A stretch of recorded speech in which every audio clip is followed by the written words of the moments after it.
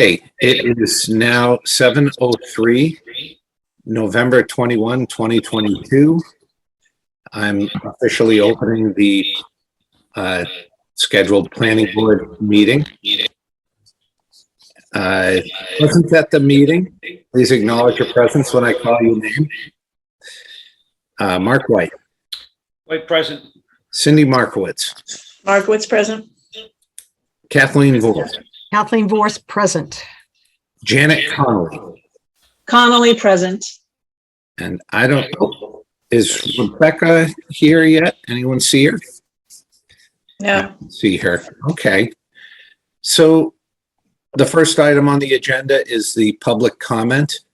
We have an agenda of items. If you have a question, comment, or concern that is not related to the agenda, please raise your hand and you'll be recognized and be allowed to speak. Mark, we're getting some feedback from you. I know, I'm going to turn my camera off. Okay. See if that helps. It didn't help, did it? No. All right, let me, my whole setup is not working great, so I'm turning my volume down. Maybe that'll help. Is that any better? Yes. Okay. So anyone can raise their hand if someone's got a question, comment, concern. Okay, not seeing that.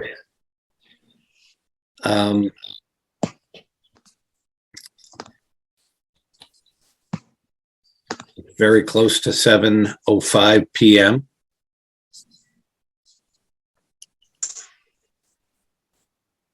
Mark, Yes, this is Janet Connolly. How are you tonight? I am good. How are you? Good.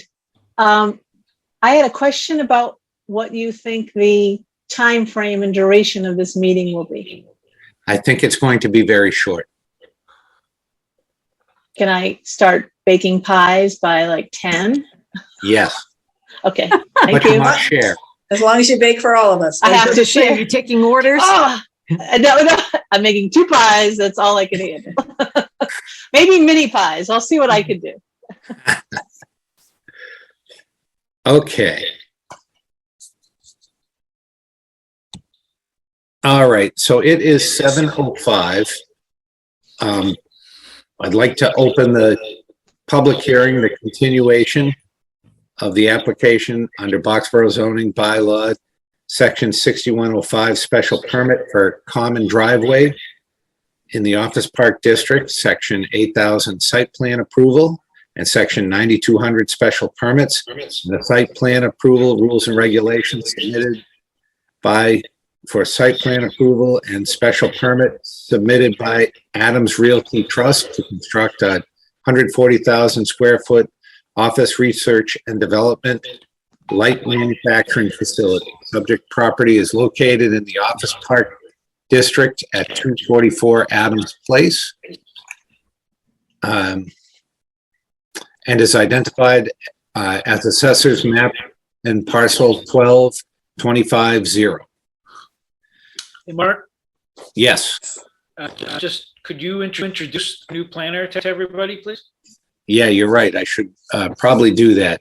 So we have a new planner in town, and his name is Alexander Wade, but we call him Alec. Alec, welcome to the team. We're really glad to have you on board. We have very high hopes and very, very high expectations for you, too. Alec is a native of Acton, and he's coming back to our community to help us through our troubles and to be close to his parents. And we're just thrilled to have him. So, Alex, say a few words. Thank you, Mr. Chairperson. I just want to start by saying I'm really excited to be here. My goal for a couple years now has been to get back to the Middlesex County area. I never guessed I would have been so close to get back to my home community. And it's always been a personal goal of mine to be able to get back into the Acton-Boxborough regional school system, engage in particular with the younger generation of our two communities. And I'm really excited to get to know the other half of my school system as I was growing up. I'm really looking forward to becoming a part of the community and getting to know each of you as we work together. feel free to stop in. It's not tomorrow because it's a very busy day, but my door's open all day Wednesday. I'm happy to meet each of you in person. And I look forward to cracking some of the code on this stuff with you guys. Awesome. Thanks a lot, Alec. Any questions for Alec? Oh, well, welcome. Thank you for joining us. And Rebecca has joined us. Oh, great. Rebecca, are you there? I see her. Maybe. See if you can unmute yourself, Rebecca. I'll see if I'll ask to unmute. Oh, I don't have that authority right now.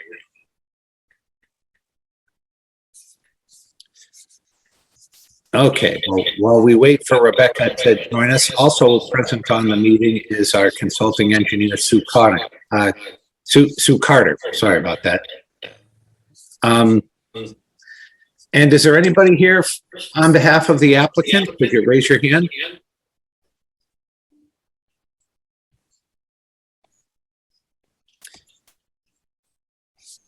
I don't see anybody raising their hand. So I think we have some news about the case. Alec, did anyone tell you if we were going to have a continuation? Yes, Mr. Chairperson, on behalf of the applicant, their attorney did request an extension. The file can be found in your Dropbox. They issued this request by email, and they did provide a draft extension form that we could use if you so choose, but I would recommend that I draft our own extension form and circulate it for your signature tomorrow if the board does see fit to continue the hearing. That's probably a good idea to make our own form. I received an email from Attorney Alphen too, formally requesting. So we're pretty confident that they're ready to continue. So is there a time or a date that we can put this on, Alec? Yes, Mr. Chairperson, I believe they are awaiting results of the December 7th Conservation Committee meeting. So I would recommend continuing this 2 meetings out to December 19th. December 19th. Is there a time that we should continue to? I would recommend the first item on your agenda as it was expected to be tonight. So you could book that for 7:05. Okay. Cindy. Yeah, I'm just looking at the letter that they provided. So 2 questions. One, the main question is, the request is that the planning board take final action. I'm sorry, you guys getting feedback from me also? No.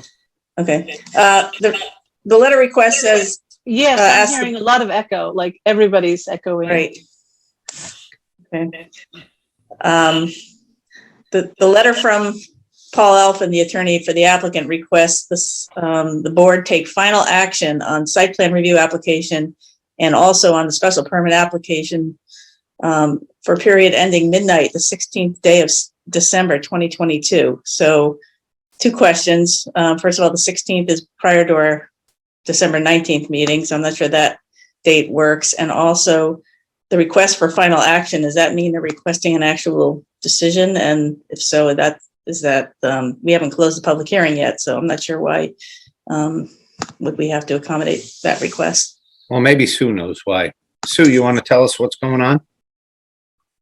I have not heard a thing from them, and they still owe me. I mean, they showed us a draft redesign. We've never had full design plans, details, updated drainage calcs, anything. So it seems very premature to talk about closing a hearing when they still owe us almost a whole redesign of the site. It's very premature to talk about closing the hearing. So I'm a little bit concerned, and I appreciate Cindy bringing that to our attention, that date. What are your thoughts here, Alec? Did he give us a date that he's sort of giving us an ultimatum on, or? No, so he originally in his email request for an extension didn't give a time frame. That is in part why I'm recommending that we redraft this agreement letter that he sent over just as a sample of what we could use. My recommendation would be that I redraft it for your signature, and I would use much looser language that would give you the opportunity to extend it further if you so chose. I would never commit the planning board to action in a letter prior to a date. You always have the ability to extend so long as the applicant is willing to ask for it. Well, he asked for an extension, but he asked for a specific time and date. So I think, Alec, if you could, if we decide to continue this to a date beyond what he is requesting, that you actually seek him out tomorrow and ask Paul what's going on, and we hold an emergency meeting if we have to deny his application for completeness, if that's the date he wants. But yeah, I did follow up with him earlier today just to let him know that we would be hearing it. And I did reference specifically the 19th as a meeting, and he, I believe he said, yes, just let the board know if we need anything further. okay, Sue? I would like to say that this is going to be such a significant change in terms of drainage and all the details that we need a week or two to review the plans, both for me as a technical review as well as for board members prior to actually having a meaningful public hearing to discuss the changes. So you might want to find out when they anticipate resubmitting the site plan, drainage calcs, the whole 9 yards, because otherwise it's just going to be a placeholder on your agenda. And if they don't want to continue it, then, you know, you could start working on a denial for lack of information. Yeah. I don't think they intend that. I think it's just a case of he was trying to give a date and didn't realize it. But I would say that, you know, you'd want it at least a couple of weeks before the meeting, and submitting it in the 2 weeks right during the holiday season doesn't give anybody a lot of time to do meaningful reviews and to interact with their engineering team. So what time frame do you need? Do you need 2 to 3 weeks in order to have a time frame? Well, I guess we come down to what the goal is. If it's like the last review and I have a lot of big changes, do you want them to be able to react and address those changes before it comes before the board, so that you're not having a lot of technical issues outstanding and we're down to the sort of the meat and potatoes of the board's input? Or do you want to just be kept informed and have us meet even if I've only given the review and they haven't had a chance to respond to it?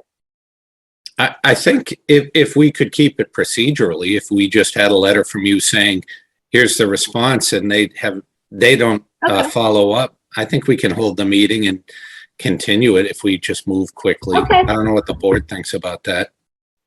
I guess I just want to make sure I understand. I think the last time they were in front of us, Sue, you had, I believe, compiled a review letter and requested a lot of information. We may have met once since then, but I just want to make sure that they're clear what we and you on our behalf are waiting on. So do you feel comfortable that they know what it is that we're waiting on at this point? If you recall, the last time we met, they came before you with a conceptual plan shifting the driveway further up gradient with some pretty significant retaining walls. Right. And that was the last we saw. We never got full design plans. We just had a grading sheet that you saw as sort of a presentation plan. So we need the full redesign with all the various sheets and drainage calcs and everything that accompanies a major revision like that. So would it make sense if Alec is the go-between here to maybe reach out to them, make sure that they're aware of that we are looking for that level of information, and maybe that'll help sync up this question about extension dates. Or it may say that they want more feedback from the board before they make those changes. I don't know what they have in mind.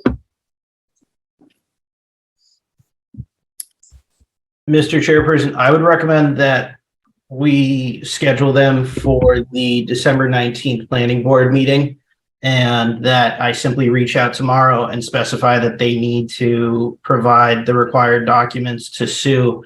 I would give them a soft deadline, of course. You know, things happen, things can come up around the holidays, but I would say by December 5th. So that gives Sue at least a full week to review it and provide feedback. And if she needs more time, then she has additional time. But with the goal being that you and the applicant would have another week to then respond and digest the information. I think that's a good plan. Let's see what the rest of the board thinks. Kathy, what do you think? I'm jumping ahead a little bit on the agenda for tonight, but it looks like they submitted a preliminary plan that otherwise wouldn't we be scheduling for a hearing? And I'm wondering if they're trying to package all these things and that their updated drainage and plans are part of that. I didn't get to go through it in minute detail for this meeting, but is that perhaps what's going on? I don't think that that's the case, but Okay. that may be. Sue?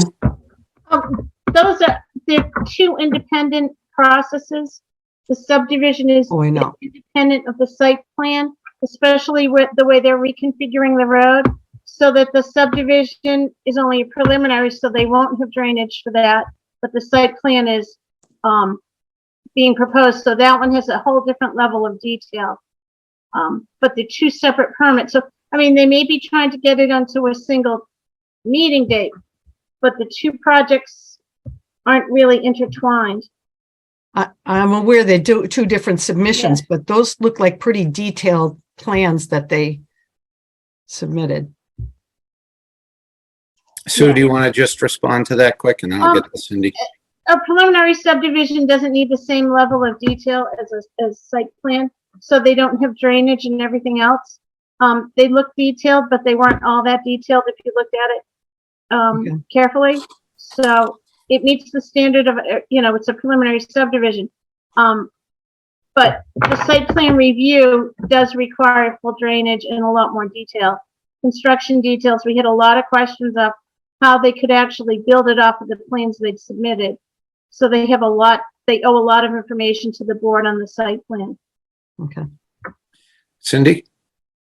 Yeah, I was going to bring this up later, but I was going to recommend that the board reconsider whether we want to even have a meeting on December 19th. It is the first night of the Jewish holiday, albeit a minor holiday. And when I originally proposed the calendar, I had agreed that I would put it in there as a placeholder, but wasn't sure we were going to keep that date. So I'm just reminding the board that, there was a chance we might not have a meeting that night. I don't know if that changes the discussion at all, but I was going to bring that up tonight anyway, so.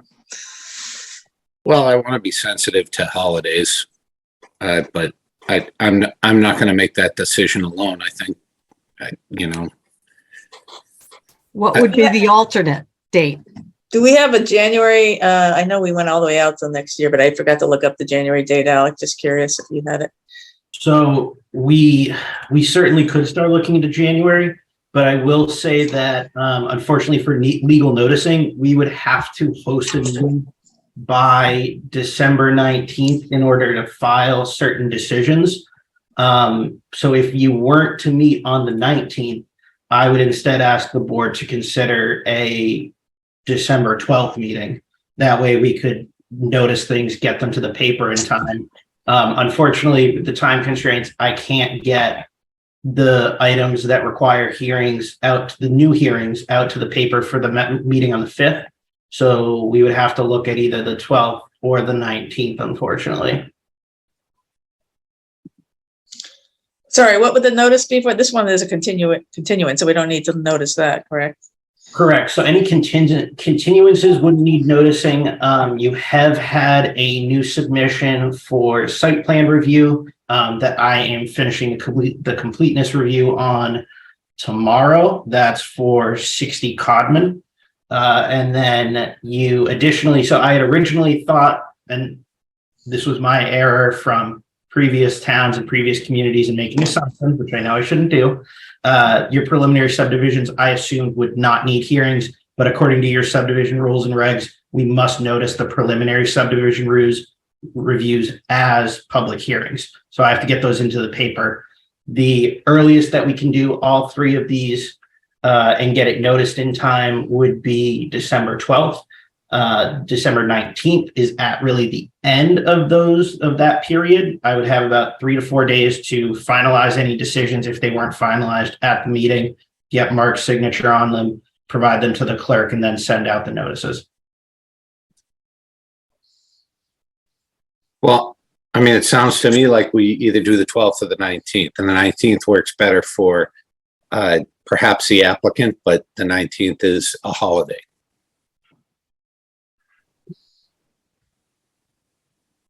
I think it would be perfectly reasonable to ask for the 12th. It just moves up your timeline at the very least on the public hearing currently open for 244 Adams, that we would just want to probably move that timeline forward, give them the rest of the week to provide the materials, maybe a day or two into next week. So that way Sue can start conducting her review. Well, I'd like to observe the holiday if it's possible. Does somebody want to make a motion? Sorry, are we moving to continue, the motion to continue the 244 Adams Place site plan and special permit hearing until December 12th?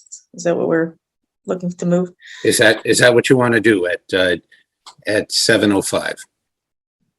May I just, I'm catching up a little bit, so forgive me, but, and welcome, Alec. So we don't have all of the application like currently in hand. Is that what I'm hearing? Setting a date, but we don't know when it's coming in. And we're trying to, I just feel like we get into this problem sometimes where we start pinching ourselves down, but we don't know when we're going to expect a full submittal. And I don't want Sue's time to be shorthanded at all. Or the board's time be shorthanded at all to try to review this. So I'm always a little leery of trying to set a date when we don't have all of our materials in hand necessarily, or know when that's going to happen. To be honest, I'm pretty sure we will wind up continuing this to the 12th or the 19th, and then finding out that they didn't submit enough information or give Sue enough time, and we'll end up continuing it yet again anyway. But I totally am sensitive to what you're asking for, but unfortunately the applicant is not here and no one's representing them, and they gave us a date. And so we're trying to, we don't have a consent for extension written, but we do have an email from Alphen telling us when he wanted the meeting to be continued to. So to me, it just looks like we're going to go to the 12th or the 19th, and then we're going to wind up continuing it again anyway. But so to me, if we're not going to hold a meeting on the 19th, then we should do the 12th. That's, I think, where we're at. Well, we do have a meeting scheduled for the 5th, right? So that would be back-to-back Monday nights, correct? Correct. Sue. One comment I would have is if you're in a special permit situation and you ask for an extension to a certain date and time for a meeting, I would also recommend that in the event things go downhill, that you also have them sign in that same statement an extension for 30 days after that meeting in which to issue your decision. So that if you get into a point where they don't want to give you another extension, you have a window of time to pull together a decision and get it filed. Right. Well, I mean, either way, I mean, if we go and deny, we have 90 days to get the decision. So, and we would deny if they won't give us, they won't agree to an extension if we don't have a complete application.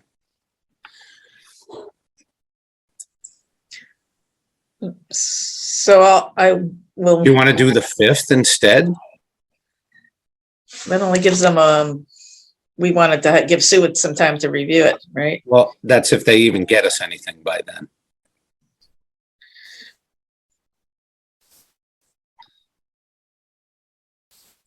Art, Yes. since we're running over a date, we should probably do it the 5th because the applicant wants an extension. The applicant didn't appear at the meeting. The onus is on the applicant, not on us. I think if we do it on the 5th, and it's up to the applicant to either get us what we need or not. And if we don't get with it, the understanding, we will continue again. right, that's all. It's I'm on adversarial board with that. at this point. Is just simply transactional. So that's what I would recommend. I'd make a motion to continue this hearing to the 5th at 7:05. I'll second. Okay. Any discussion? Hearing none. Roll call vote. Mark White, Wait, Cindy Markowitz, Markowitz, aye. Rebecca Werner, Werner, aye. Kathleen Vorse, Vorse, aye. and Mark Barbadoro, aye. Okay.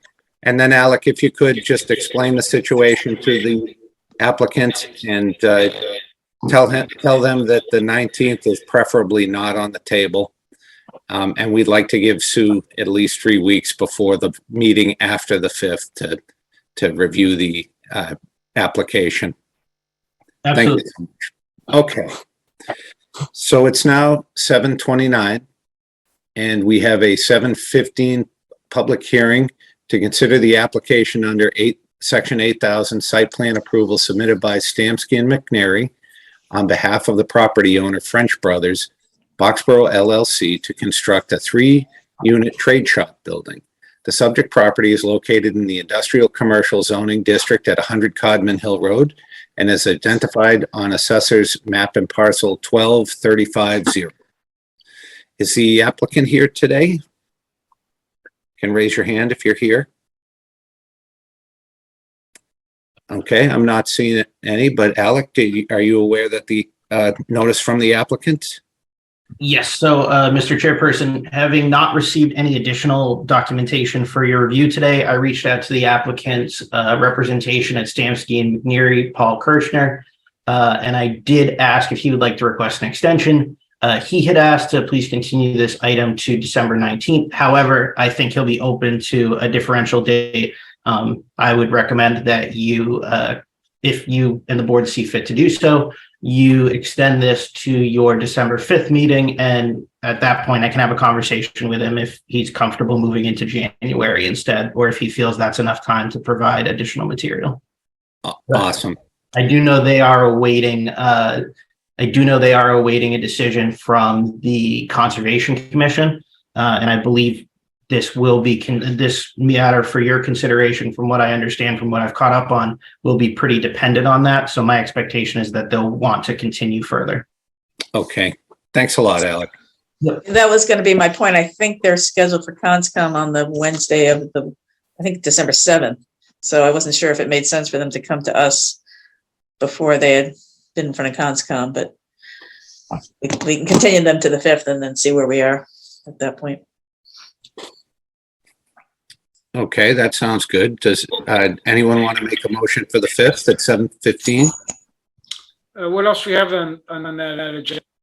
So Alec, do you know what else is on the 5th? As of right now, I don't have anything scheduled for your agenda other than the hearing that you just set, that you just continued.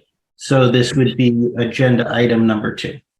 okay, so I'll make a motion to continue this hearing to December 5th at 7:15 p.m. Is there a second? Second. Okay, moved by Mark, second by Kathy. Any discussion? The meeting minutes, not the minutes, the meeting agenda at the bottom identifies upcoming planning board meetings and lists preliminary subdivision review of 2 different properties on December 5th. Okay. So those would be 1414 and 244 Adams Place. 244 Adams. So there are other agenda items already stacked for the 5th, just to be aware of it, that's all. Thank you. Alec, Yes, so Mr. Chairperson, just to clarify again, my apologies. I made an assumption when I was starting to put together your future meetings. I had temporarily put them on there for consideration, but again, I can't notice those in time until at the earliest would be December 12th or December 19th if you decide to meet. Okay. All right, so we'll figure out the agenda for the 12th or the 19th later, but so that we haven't voted to approve, I can't remember, to continue. Correct. You must still take the vote. Okay. So with that in mind, does anybody have any further discussion and objection to our proposal? Okay, hearing none. Mark White, Boyd, aye. Cindy Markowitz, Markowitz, aye. Kathleen Vorse, Force I. and Rebecca Werner, Werner, I. and Mark Barbadoro, aye. Okay. So the next item of business is department updates and the introduction to Alec, which we've already done. Is there anything you'd like to update us on that we're not, we don't know about just yet? Not a whole heck of a lot. Not too much has come up between last we spoke. Okay. So excellent. So that is done. So we have Beaverbrook Road special permit modification and site plan approval decisions for storm and the stormwater permit application. And I think, Alec, if I'm not mistaken, didn't we figure out that we have to do a hearing notice for that? And that is not, we did not get that done because we were still figuring out whether we needed it, this being our first legitimate stormwater permit. Correct, Mr. Chairperson. So not only that, but between planners, this is one of the ones that kind of got muddled in the middle. That being said, your stormwater regulations don't identify necessarily the process that we have to go by for noticing. That being said, they have other procedures that require noticing. So I think our best course of option is going by the process cited for amending the stormwater regulations. That being that we provide to the paper notice for 2 weeks in advance, that being 14 days. And at the same time, we also post at town hall, but it doesn't reference the need to mail to abutters. Okay. Okay. So, yeah, this meeting I want to keep short because our other meetings are already stacking up. So, with that in mind, so we're going to have to do a stormwater special permit application. Yes, and Mr. Chairperson, my apologies to cut you off. This is one of the items that we would need to do on the 12th because we need the time to get it to the paper in order to make their deadlines. Okay. So, okay. So I'm thinking, I know we hate to do this, but I don't want to step on a holiday. So I'm thinking we might end up having back-to-back meetings. I don't know how the board feels about that, but leaving the first day of the religious holiday free. But Kathy. A question, do we need 2 meetings in December? It sounds like Alec is saying that he could address the notice requirements if we gave him the 12th. Right now, we don't have a meeting on the 12th. So what if we push the December 5th meeting to the 12th and then cancel the 19th meeting? Would that overload the 12th? I think that I think is the problem, that we're going to have so much on one meeting.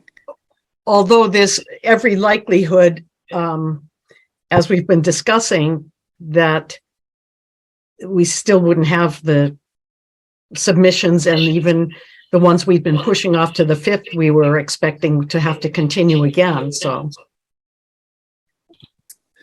Well, I'm open to suggestions if somebody wants to pull it all together, but it sounds to me like we might wind up, if we don't do the 19th, we might wind up with back-to-back meetings because the agenda is big. But you're right, we're probably going to be continuing one or more of the ones we just scheduled. Yeah. So then that begs the question, do we stick them all on the 5th and then hear the ones that are ready and then continue the other ones to the 12th? Because like I said, I still think we're probably going to have back-to-back meetings. But David Kelly. Good evening, Mr. Chair, members of the board. So I'm just trying to understand the applicability of the need for a formal public hearing on the subject. I can't understand that. I've studied the stormwater regulations and the bylaw, and I know they're new. And respectfully to Mr. Wade, I didn't see that, and I guess I'm surprised. Maybe he could direct us to the section that he thinks requires that public hearing as opposed to a meeting. Well, I'm not familiar enough to speak on it. So either Alec or maybe Cindy knows, or Alec has the citation. Yeah, I'm pulling it up now, Mr. Chairperson. Give me one moment while I get on the town website. sure. It's in the rules and regulations, right? Yes. Yeah, there's very little in the bylaw. Yeah. It's under the definition of stormwater management permit in the rules and regulations, I believe. Bear with me one moment while I get my screen up and shared. Just says the written approval issued by the planning board to undertake a construction activity pursuant to the stormwater permit application. Yes. As noted by public hearing, it says permit Yeah. must be recorded. Okay, Yes. at a duly noted public hearing.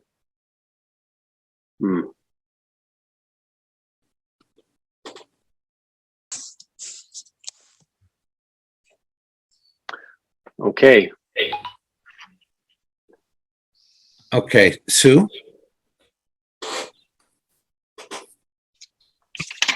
One comment on that if it's a public hearing, it may not need notice twice in the paper like you would for a special permit.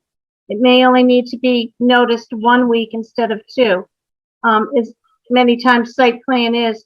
I think it's just we're so used to everything being rolled in with special permits, and special permits require 2 consecutive weeks of notification in the local paper. If our bylaw is not, our rules and regulations are not very clear on it, then I wonder what we should do. But that's a good point.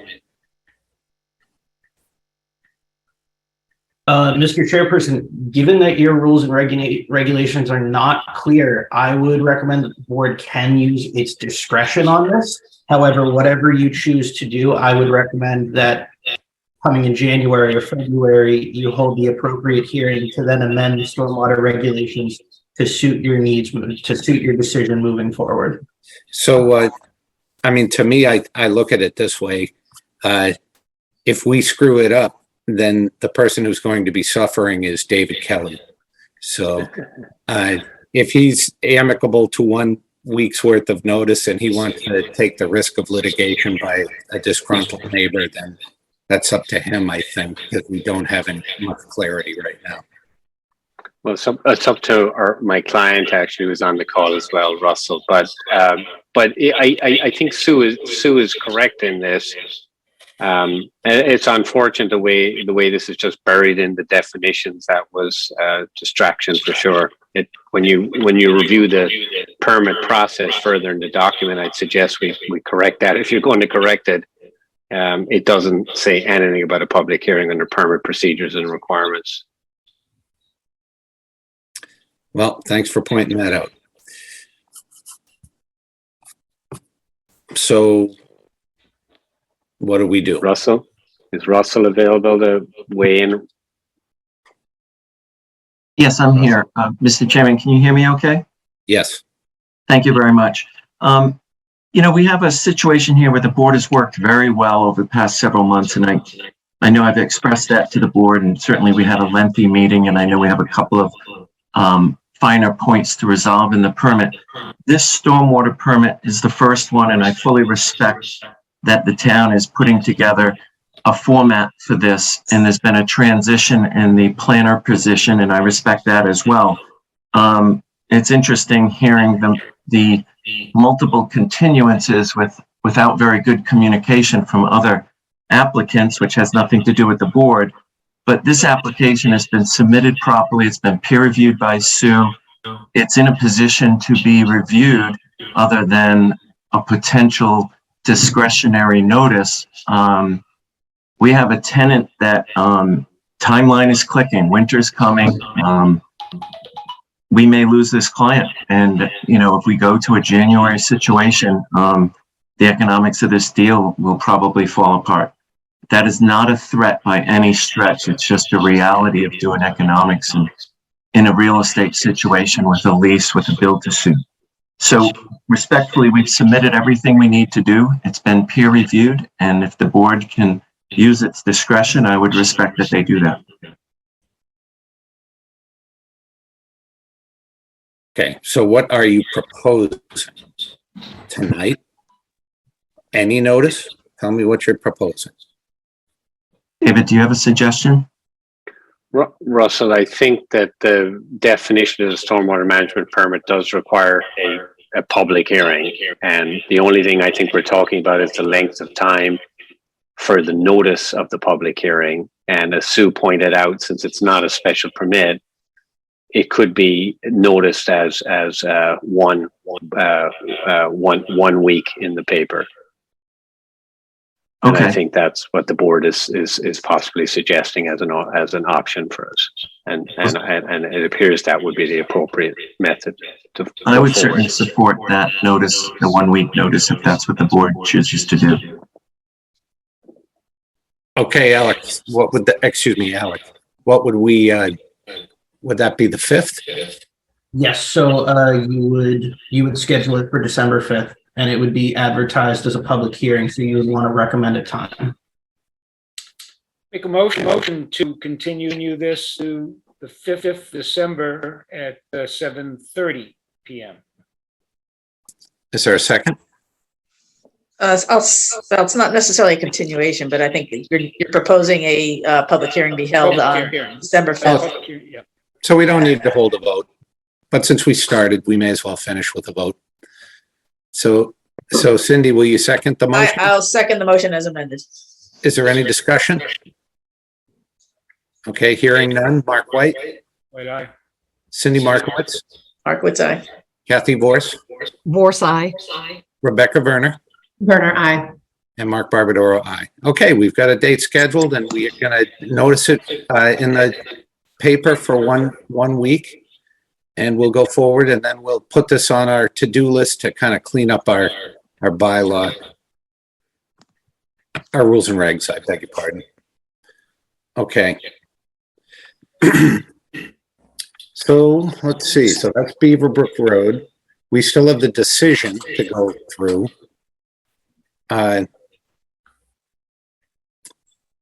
So can we pull up the decision? Yes, absolutely, Mr. Chairperson. Thank you.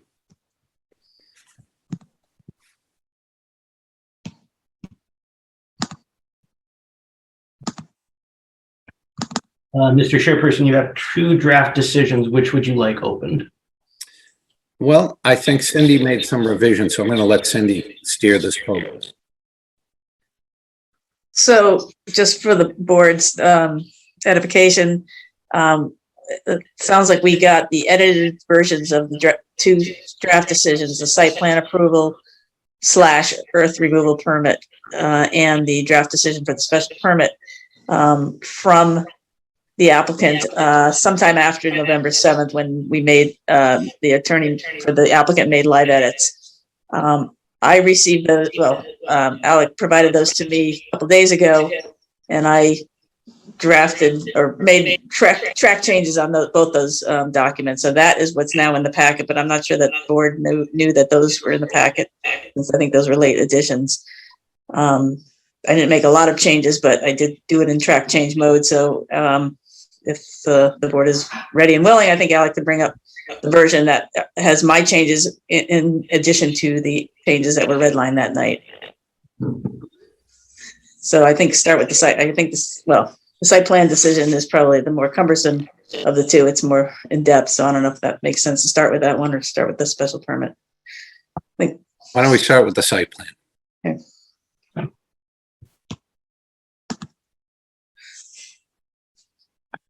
Alec, are you going to share?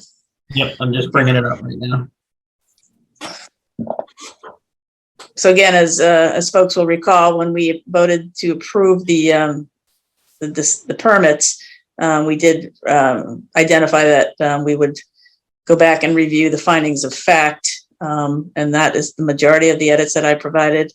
They're relatively minor editorial type edits, but things that occurred either subsequent to that hearing. So I did try to incorporate those, and I know sort of as a additional matter, the applicant has requested a revision to condition number 35 and provided some additional traffic information and provided, what was the third piece? Slipping my mind now. There were 3 pieces related to this that the applicant provided. So Plantings? yes, a letter from the landscape, their landscape architect identifying or committing to the things they had committed verbally that night, but providing a letter identifying the drought tolerant plantings and the replacement of the white pines with the Norway spruce. So I think I tried to capture those things in this letter, or in this decision, sorry, with the red lines. So I don't know how you guys want to go through this, what makes the most sense at this point, but the board still needs to, I guess, finalize the decision, and then that decision would then get recorded with the town clerk, and that would start the clock for the appeal period, and presumably then be the decision that the applicant would record at the registry of deeds.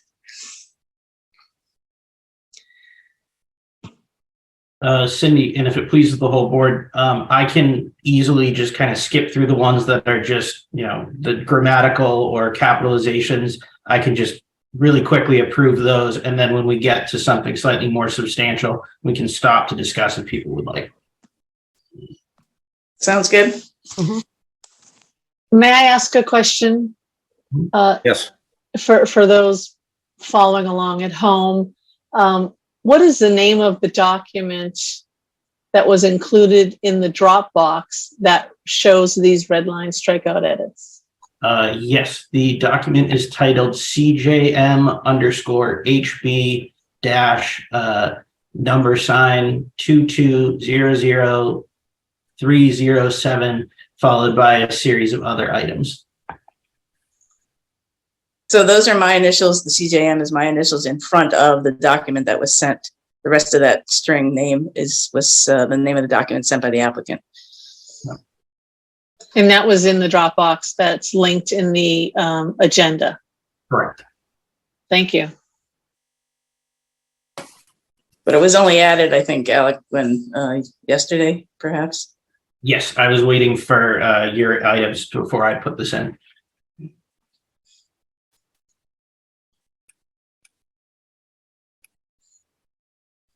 All right, so first to confer would be that it was in fact a unanimous vote to approve with conditions. But we did not, the question here on the comment was, we didn't actually vote on an earth removal permit, did we? This is sort of a combined permit.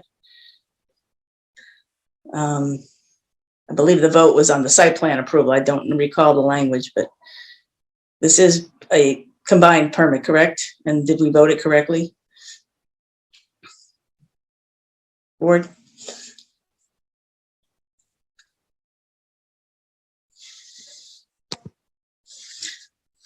Does anyone, I believe the vote was on a site plan approval, not on a combined site plan approval earth removal permit. I think the earth removal conditions are in here.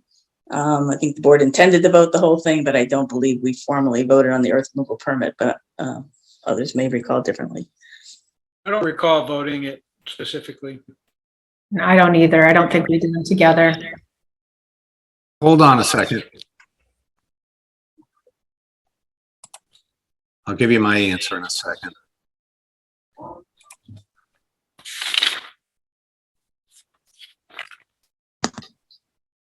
So this document went up yesterday.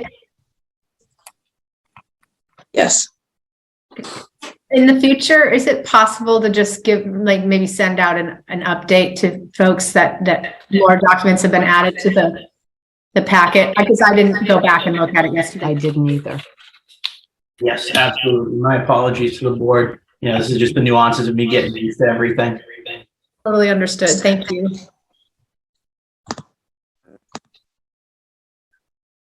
Yeah, Alec, probably the best bet in the future is any documents that get after you first post that, send them to us in an email as attachments if they're small enough, and then let us and then put it there, because same thing myself, I didn't know to look.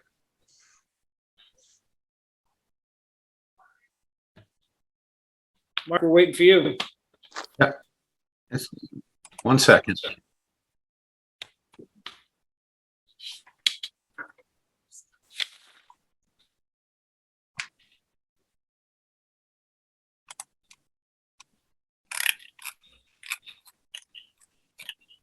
See, I'm thinking that there might have been an earth removal permit issued originally under the special permits of the original project.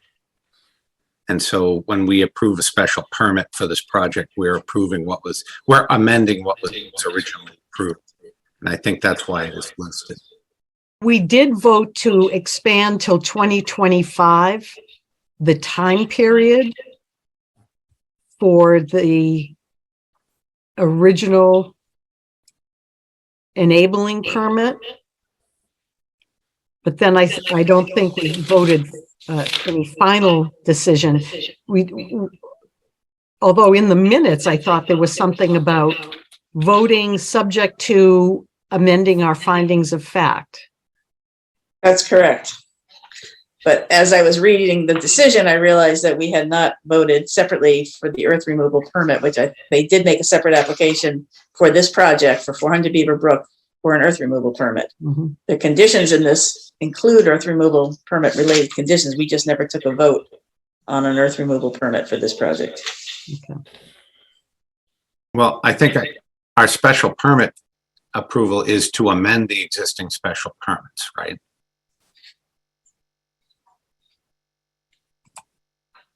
Right, we're not issuing a new special permit, we're amending the old one, right? I believe that's correct.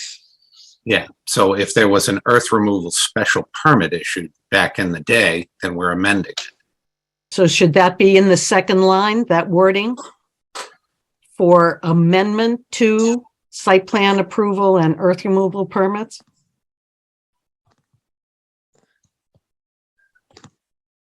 Well, I don't know, Mark. I mean, they did make a separate application as part of this package, I believe, for an earth removal permit. So I know you're saying they already had one, but this is a different project. You know, I'd have to go back and look at the special permit. I don't recall reading about earth removal permit conditions back then.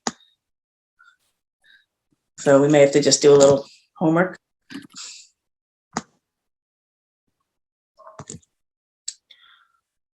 Or the board, I suppose, could take a vote to approve the earth removal permit with the conditions as we see them, and maybe reference prior permit. I'm really not sure how to handle that.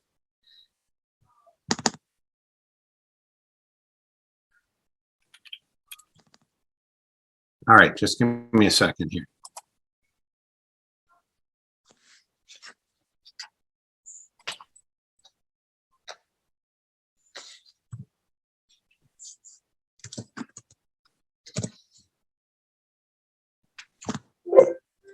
Actually, let's move on and just finish the rest of the decision, the review. Before we leave paragraph 2, shouldn't our deliberations include tonight?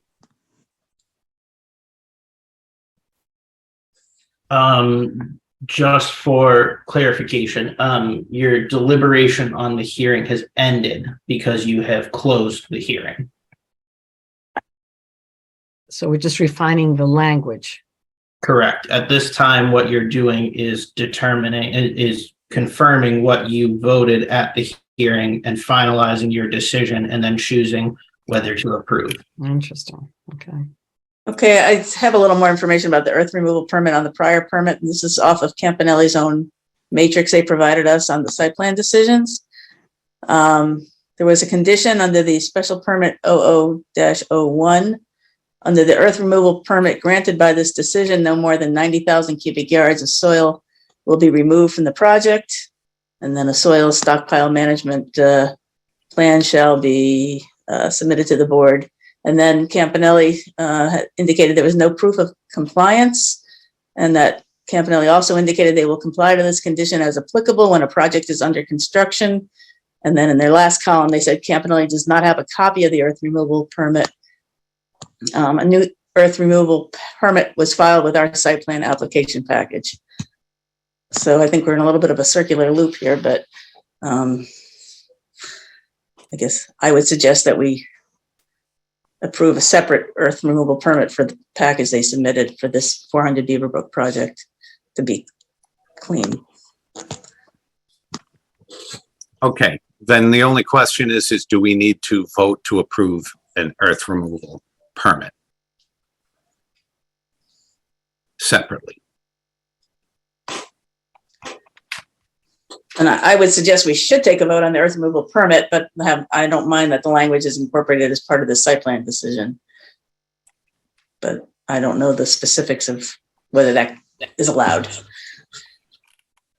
Mr. Chairperson, if you closed the hearing, but you have not rendered a decision at this time, I would recommend that between now and the next meeting or another scheduled meeting within your original 90-day period, myself, the applicant, whoever it might be, drafts a separate decision if we're doing this separately on that. And then at your next meeting, you can approve that or edit it and then approve. Boy, we're throwing a lot at you quick, Alec. So yeah, I'm on board with doing that. So thanks for bailing us out. But David Kelly has, yes, sir. Mr. Chair, I know you're in deliberations. We really shouldn't speak, but I think I could possibly help you. Johanna Schneider is not here, obviously, this evening, but I'm looking at the original site plan permit 00-01, and it's for site plan approval and an earthwork permit. And as Cindy pointed out, in that conditions where Campanelli created a spreadsheet to track the conditions that were met. So there's a precedent for this, and we assumed you would do the same thing for 400 Beaverbrook, that it would be all a part of the decision as it's written currently. Well, I mean, to me, it's a little bit of semantics if we have all the conditions that we want in the site plan decision and the special permit. Agreed. I still think we should hold a vote and issue a decision. So I just think that Alec's proposal is the correct one, and that we'll resolve it all at our next meeting.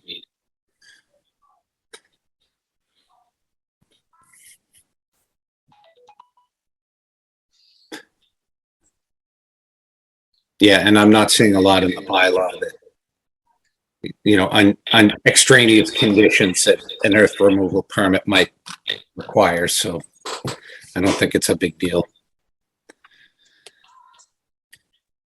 So I think further down on this decision, we did have some conditions related to the earth removal permit. So it sounds like those would get pulled out in a separate decision.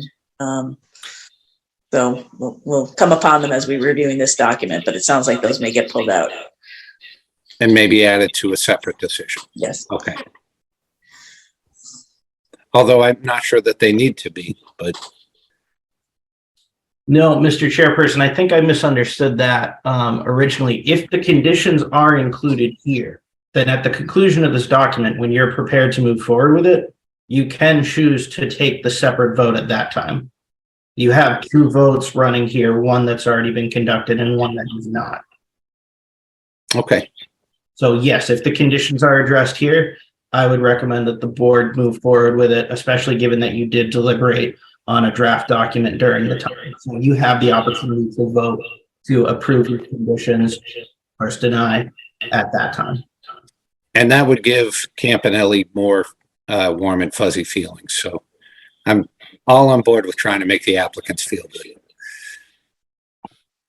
Okay, well, why don't we just carry on? Let's go. Okay. All right. So on the list of exhibits, this is a procedural question. Exhibits that were tendered after the close of the public hearing, I wasn't sure if we could add them to this list or not. So I think I did insert them, but I want to, again, procedurally, maybe the planner can tell us what's appropriate here to add exhibits that we received subsequent? Given that you do have an open vote in this decision, yes, I believe you could receive that. Okay, so I think I reference it further down. Okay.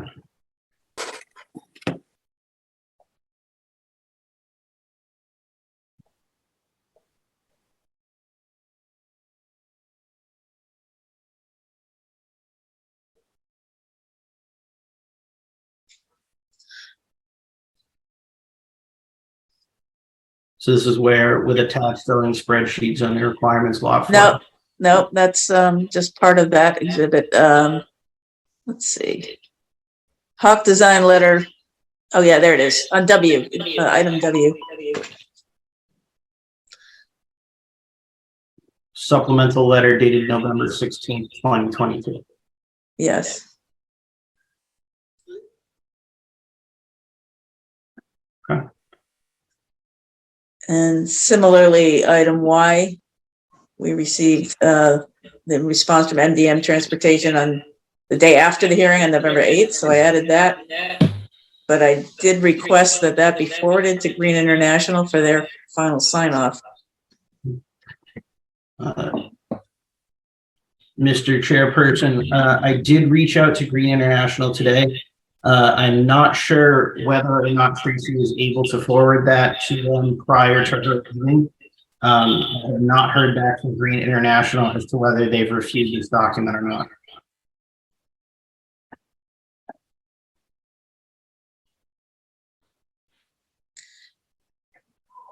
So I had put some placeholder language that Green International reviewed all this documentation and we're okay with it, but we haven't heard from them formally, so that is still outstanding.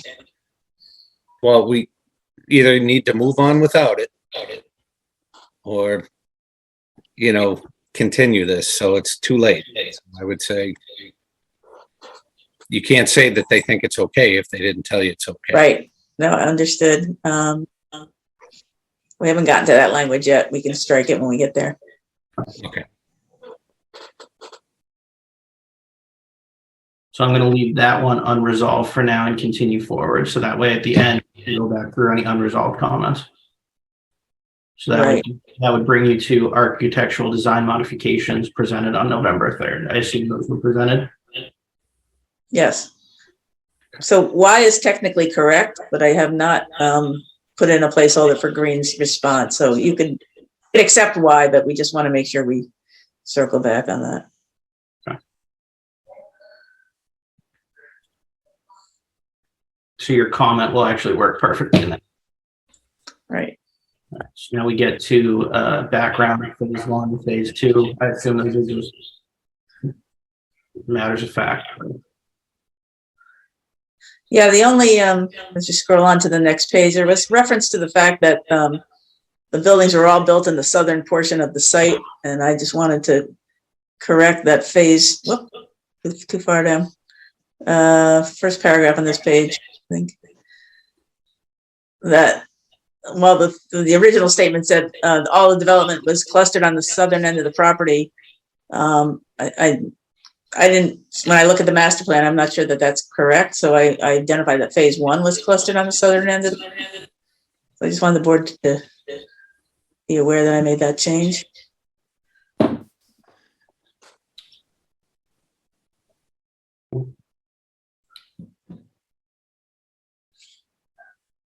Clicking, Alec. Keep clicking. All right. If I don't hear any objection or further discussion, I'll continue moving forward.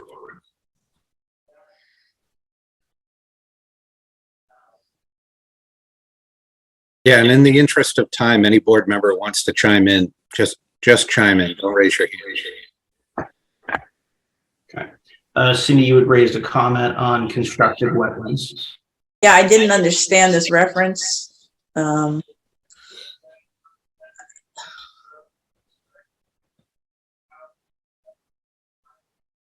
Is that the ponds?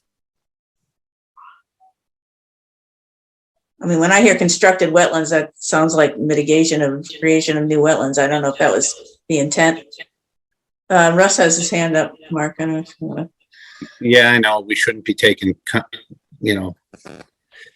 testimony from the application, but go ahead, Russ.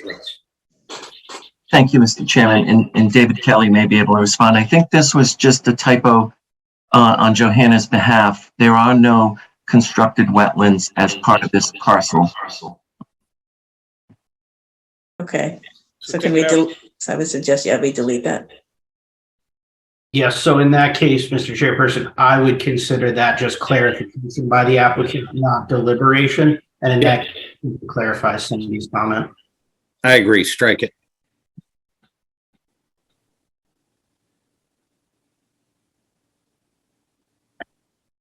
I would take the word wetland out also, no? These are BMPs that were associated with the stormwater. I would agree. Strike the wetlands.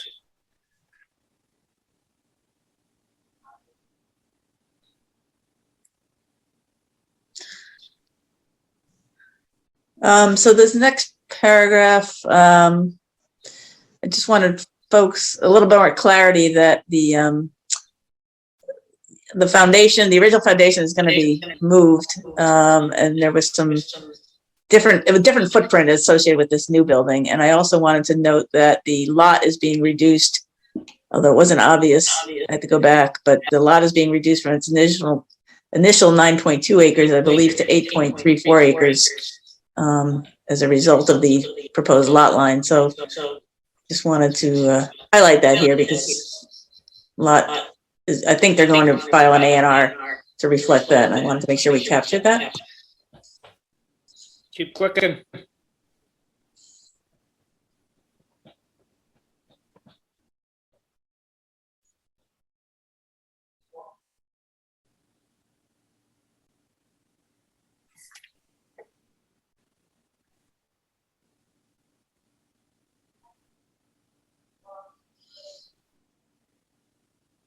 And again, I just referenced that zoning requirement spreadsheet. It was an attachment to the memo from Hemingway and Barnes, which identified the FAR. I wanted to have that memorialized somewhere, that we made some accommodation, that the difference between the special permit and our zoning bylaw was identified somewhere. Cindy, that brings us to the confirmed via Green, forget their full title. Right, so you might want to strike that.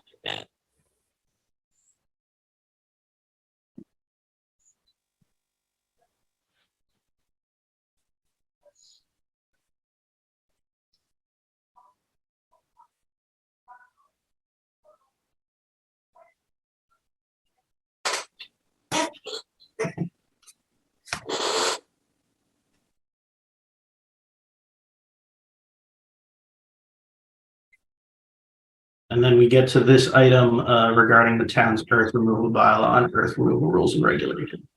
Just clarification in my mind.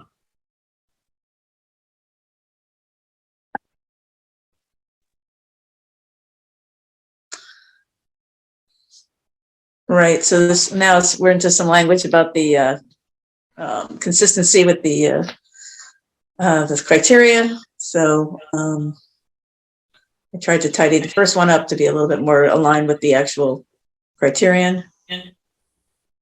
I'd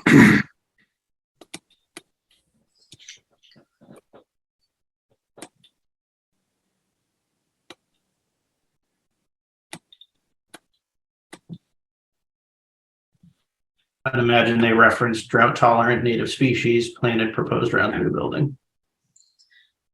That was also verified by that November 16th letter from Hawk Landscape.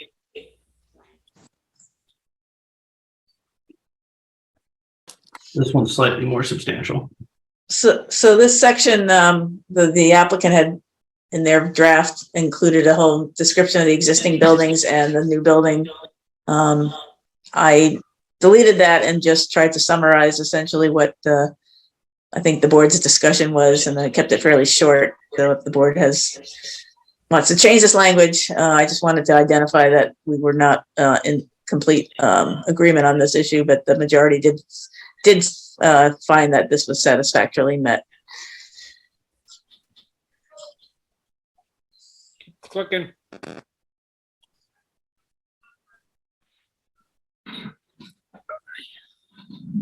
Complying with the outdoor lighting requirements of the zoning bylaw. Yeah, I did have a question about this, if anyone recalls. I mean, I think this states that there's going to be a lot of the existing outdoor lighting, and I didn't know whether that was compliant or whether we were concerned that it wasn't compliant. Does anyone have a status on that? We did get some specs for that, Cindy, but we never got specs for the bollards. I think that's the only thing that wasn't necessarily confirmed. But I know the applicant did suggest that they're going to, everything's going to be dark sky compliant for our bylaws. With the existing parking pole lights and fixtures to remain in place, did we agree to that? Or retrofit as needed. So how do we determine whether it needs to be retrofitted? I don't have that information. I don't know enough about what those, I don't recall what the specs are on this.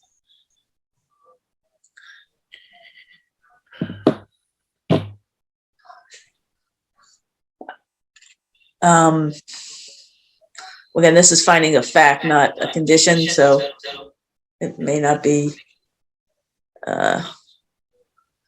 germane to have to go back and identify it, but I just wanted to call it out. Well, I don't think we can change it at this point. Okay. No, Mr. Chairperson, at this point, any revision to what you've already heard from the applicant would have to either be addressed in conditions, which you've already voted at this point, or it would have to be looking back at the previous materials. I would rely that if we look back at the previous materials, it would clearly articulate what the changes are.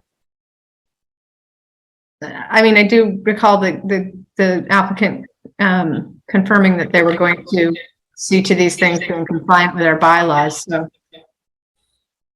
Right. So I just saw a disconnect here. If the existing is not, then I didn't know what that meant. But if the commitment is that it all has to be compliant, then I guess this finding will be superseded by the compliance requirement in the condition. I think the existing lights to remain in place mean that if they're not dark sky compliant, they won't be in the future. So any new lights they put up have to meet the requirement of the bylaw. But you can retrofit existing fixtures, Mark. Yep. So if the commitment was to make all lighting dark sky compliant, then I think we can assume they're going to be retrofitted. Correct.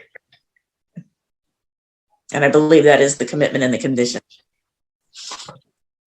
That's my recollection, Cindy. Cindy, do you by chance remember if there's a condition later on in this Yes. permit? Okay. I believe there is. You know, I have to search it. I would recommend that we move forward from this and we address the time of the condition. That's fine.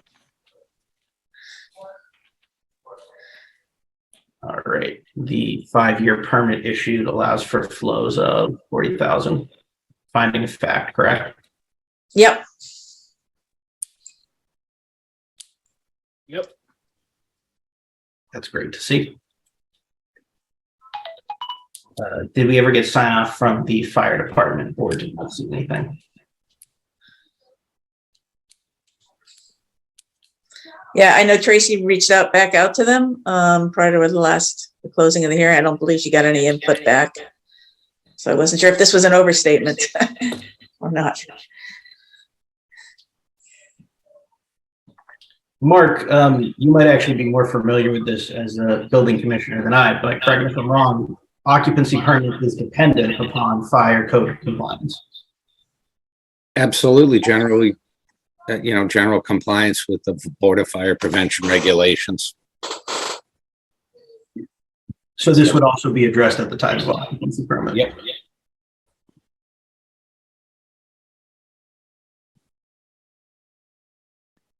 All right, general conditions. Now we're starting to get into the actual conditions of the matter.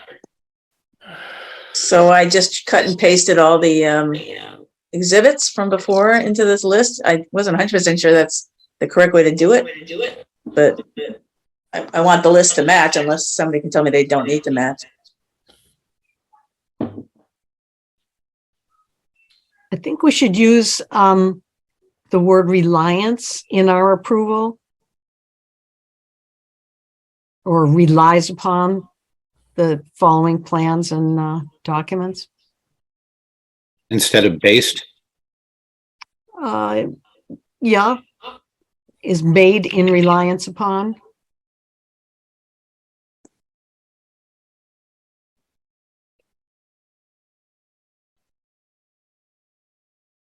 So as seen here.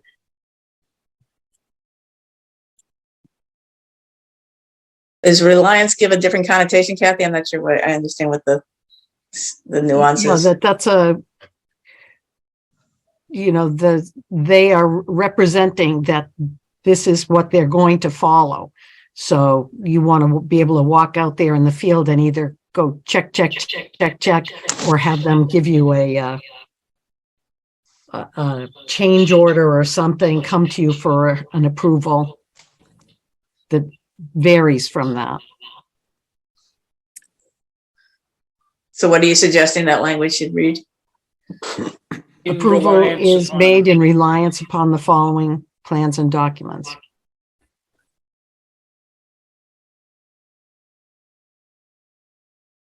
Okay.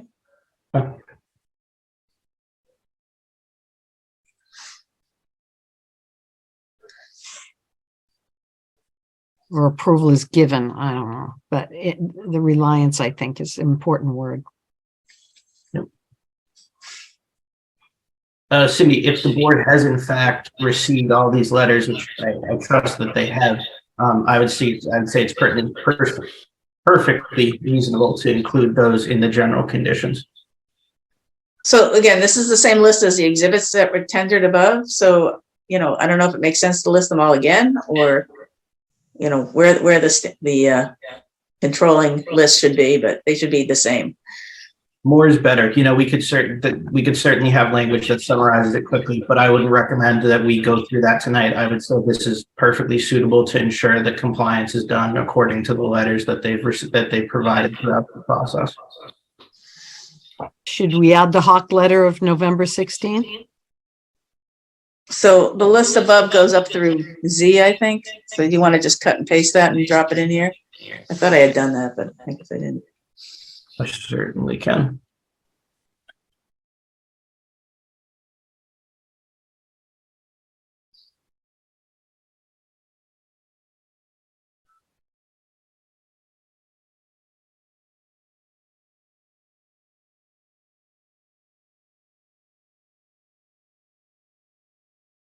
Killing trees. That, You're killing trees. All right. See if this comes through cleanly. Duplication of Oy. Mark, it even gets more expensive and you record it at the registry. Yeah.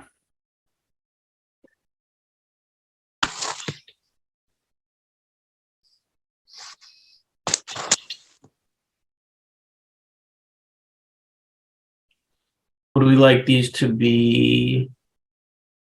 Oh, here we go. This is what I need.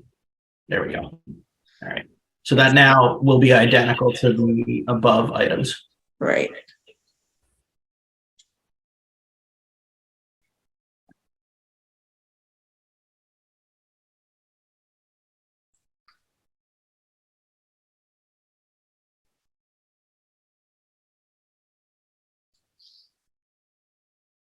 And it would delete this previous item, which was a portion of them. Yep.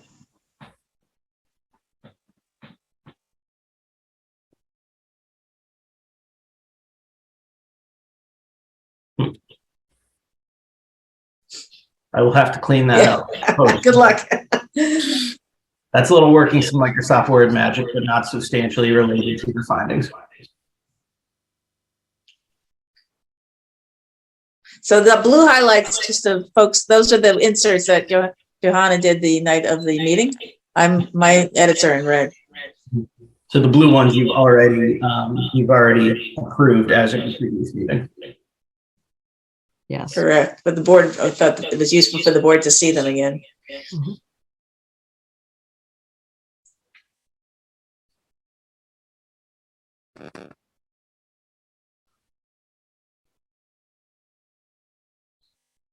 Right, truck delivery shall not be scheduled between the hours. Yeah. Right, in compliance with the, yeah, stormwater bylaws of the town. Yeah.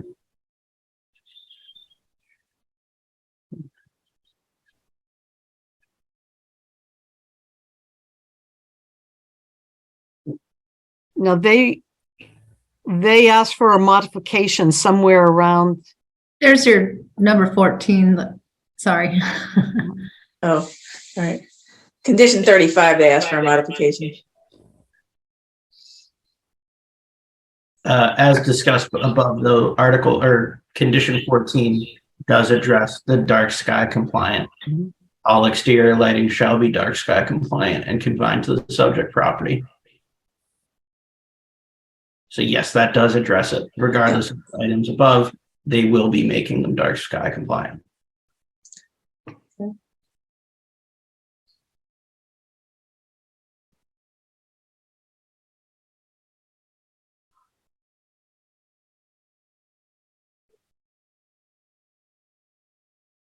So this, the letter we got on the 16th identified the Norway spruce replacement and also the 30% replacement along with sweet fern. So I don't know if that's considered a change in the condition. I think it was agreed to. We just didn't have a documentation.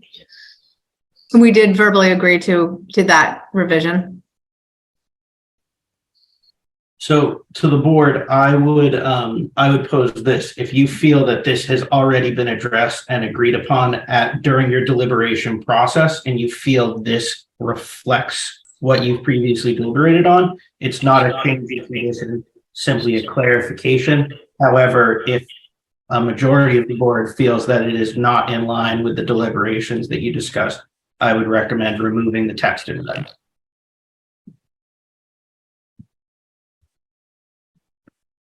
Well, I'm suggesting it is in line with the deliberations and the follow-up letter we received, but the other It is. board. I Yeah, I agree. agree. Yeah. I agree with that statement too.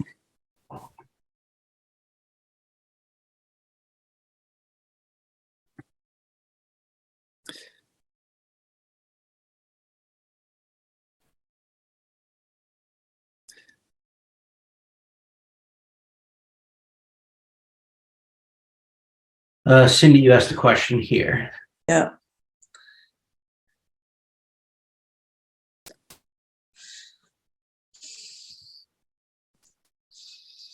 I don't know that we discussed the deadline on this, did we?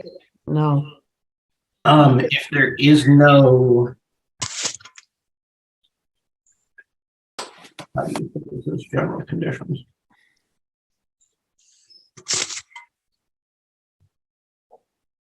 My interpretation of a permit, if it does not, or a condition of a permit, if it does not delineate a specific timeline for it, I always read and interpret that as before significant or before occupancy permit is delivered.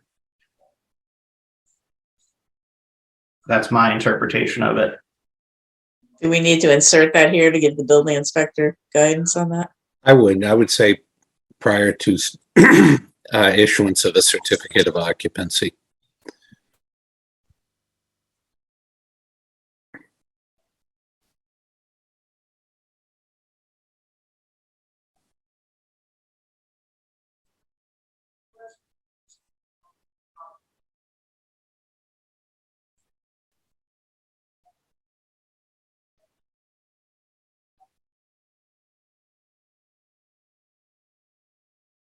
Board feel that reflects deliberation? Yes. Yes.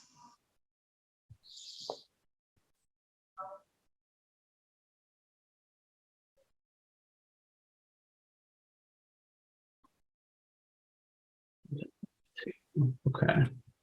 Okay. Yep.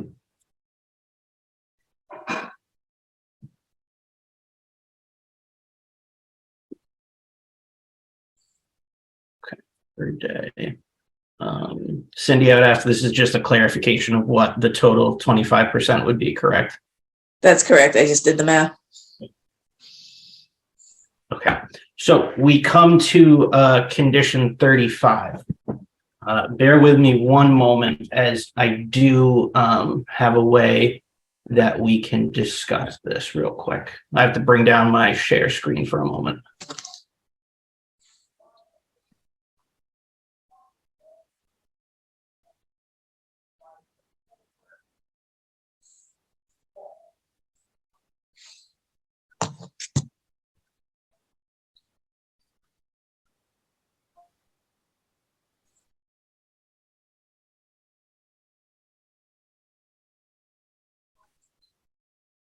Okay, so this is a question to the board. We've already started talking about this. If you feel that what the applicant has offered is simply a clarification of what your discussion already reflected, then you can choose to amend. It wouldn't even be an amendment. It's simply clarifying that the language should read this way. However, if you feel that this substantially changes the condition, then what you would need to do is you would need to go through the process, publish this, put it to its appeals period, and then amend your decision at the later date, either through an administrative amendment or a hearing for said amendment. So the question I asked to the board is condition 35 as it's worded, and I will share my screen again. Do you feel the proposed change, which is shown red with underlines, is accurate to your discussions and that this truly is just a clarification of the language?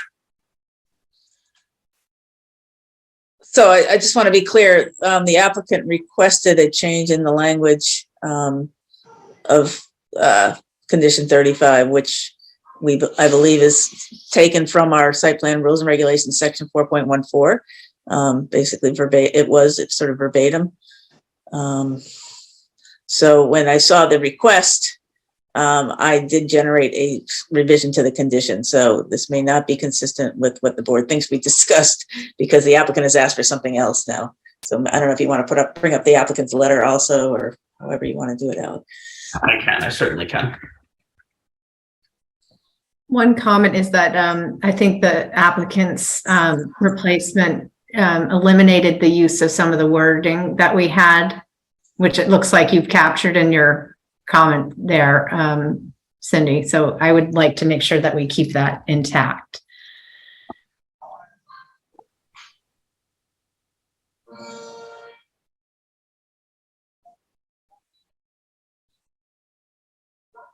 So for reference to the board, and as a reminder, this is the letter of reference. Whether you feel this is a clarification or a substantial change to the condition is ultimately left to your discretion.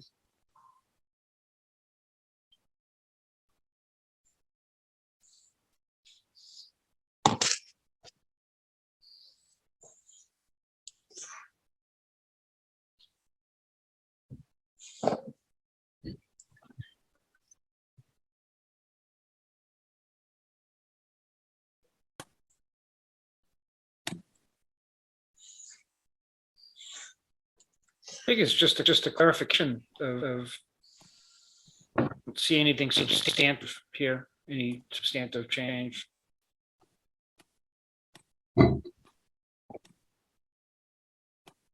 So the applicant's proposed language left out geophysical, and then it, so while they're offering that it'll be conducted within specially designed and accredited test cells located within the building, the language in 4.14 requires demonstration that you're not affecting people off property. So what I had proposed in my language was to essentially require the applicant to provide that such demonstration, because that's what the site plan rules and regs require. I'll go back into the other verse. I can actually bring these up side by side. You will see the letter referenced on the right and your proposed draft here, specifically referring to number 35 here.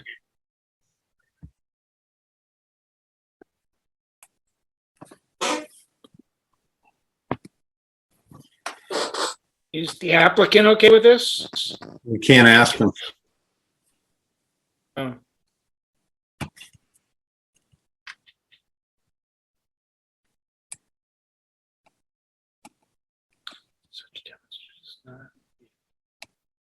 So again, I don't know how one demonstrates whether or not the electromagnetic, acoustical, or geophysical testing does leave the site is not detrimental, but we're asking that the applicant demonstrate that throughout operations, because we have no other way to determine if they're in compliance. Well, we can determine if they're out of compliance, and that's if they emit something and it's bothersome.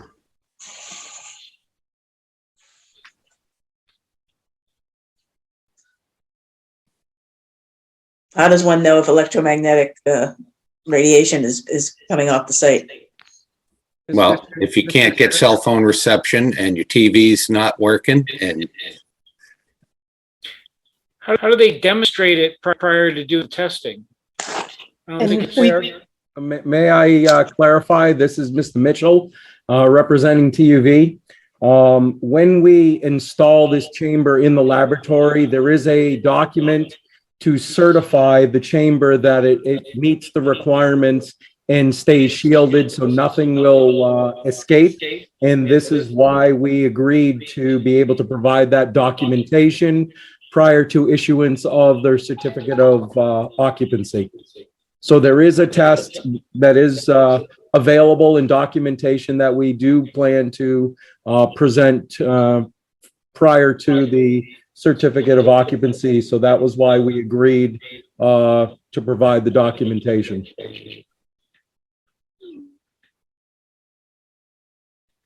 So does this language in this condition now currently align with your proposal to provide that documentation? My only question, it says during such testing to verify compliance during the operation. There's an initial site validation that gets done, and then usually about every 5 years, they're validated to see what the degradation, if there's any performance. Historically, these types of chambers that we're using to do all this testing, they last anywhere from 20 to 25 years, and they do not leak. They only change the interior performance. So over the course of time, we will have that information to track.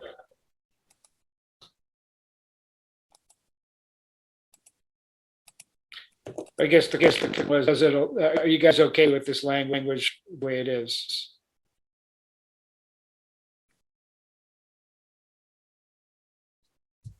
Again, that we're not we're deliberating, but we would like to understand if this language meets what Mr. Mitchell just described.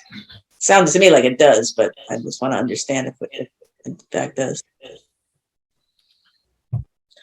I have a question as to whether we do require it of any of the other testing facilities in Boxborough.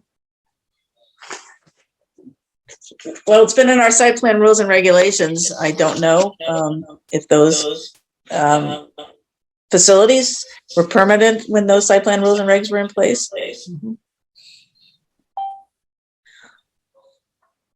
Mr. Chairman, TUV has expressed today that the language as proposed by Cindy is acceptable to them. I know there's been a couple of questions. I respect that I'm not supposed to speak, but I just wanted to answer that question. And the other testing agencies in town do not have this restriction for testing compliance, just to answer Kathleen's question. Thank you. I think it's more than enough. Let's move on. Mhm. So in a moment, I'm going to go ahead and accept this change is based on the discussion. It sounds from what the board has discussed that this is purely just a clarification of what has already been discussed. And from what Cindy has described, it's really a clarification of your existing bylaws as they stand right now. Furthermore, the way this reads, the demonstrations are that when they're already being conducted, it appears prior to the start of the business, and then periodically throughout its life cycle. The testing will simply be provided when it is done.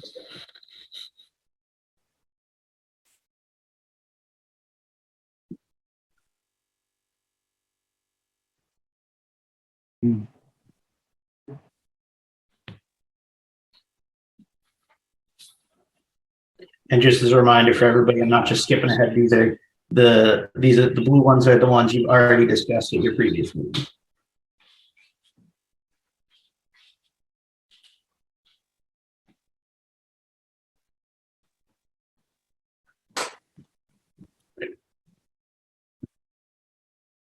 So, Cindy, we get back to the need for Green International to sign off. I believe, as discussed prior, the board, it sounds like from that discussion, we accepted that Green International will not be providing further feedback. Alec, can you close that other window? Yes, absolutely. Thank you. And Alec, you did send or you followed up with Green to see if they actually got the last memo from MDM?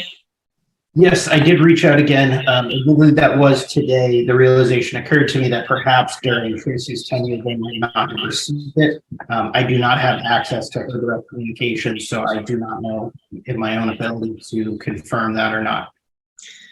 Okay, so just from my understanding, and maybe the rest of the board, if Green found an issue with what was submitted, would the board have the ability to reopen this if we needed to address a significant issue?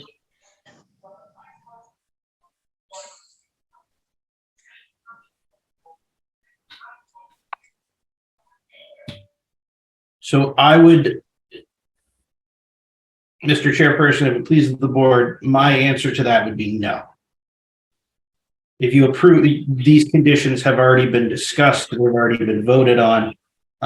Unfortunately, when you vote on a condition still awaiting documents, that is a risk that you take when doing so. They cannot be entered into the hearing after. I agree with that. However, what I would also offer is that if the applicant has been quite amicable, there's no harm in continuing a discussion. You do have a planning department, and our goals and responsibilities are to create a relationship with your applicants who choose to approve their conditions, by which we feel comfortable coming to them and trying to come up with solutions.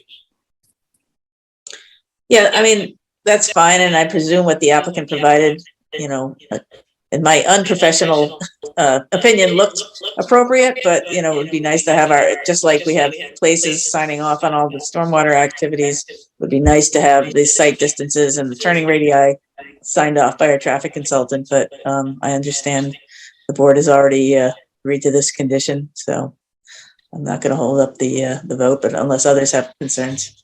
It's a little late in the game for that. Agreed. Well, they asked for it at our last meeting and we still went ahead and voted. So, you know, we asked, but we didn't get it because we didn't get it. I would recommend in cases like this where, you know, something like this has occurred, you know, unfortunate, but so be it. I would frankly, and maybe I'll address things later on, I would say put it on to the department. Push for me to work with the applicant to try and find a solution. If that, of course, happens, of course, maybe it doesn't. Okay.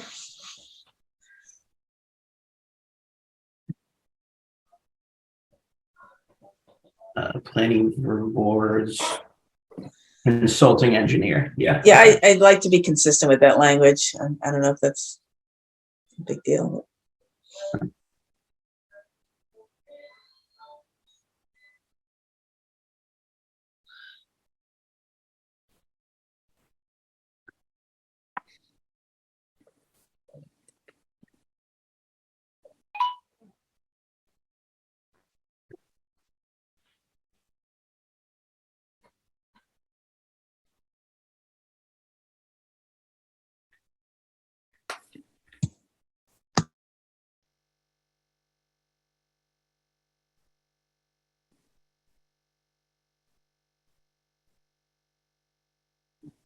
Just to confirm, this was discussed and approved at your previous meeting, correct?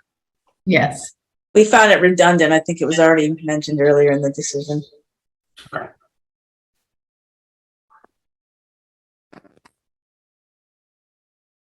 Actually, that's really easy. That's just the drafts. All right, so that brings us to the end of your edits. Now, the easiest thing to do is just go back through. You did not actually make any changes to the earth removal conditions, it appears, tonight. So this decision is still in line with what you previously discussed, and you could choose to vote tonight if you so to approve with conditions the earth removal permit as it's written in here.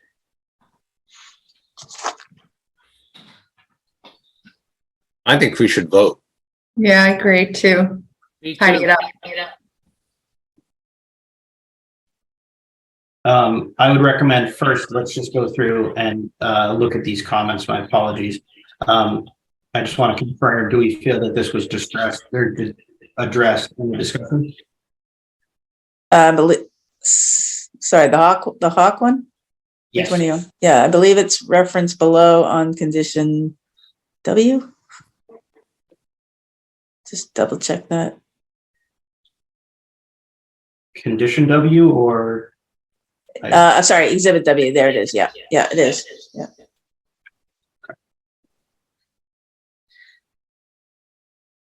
Great. We discussed this. The Reading National will not be signing off. You just jump to the next comment real quick. Yes, that's that.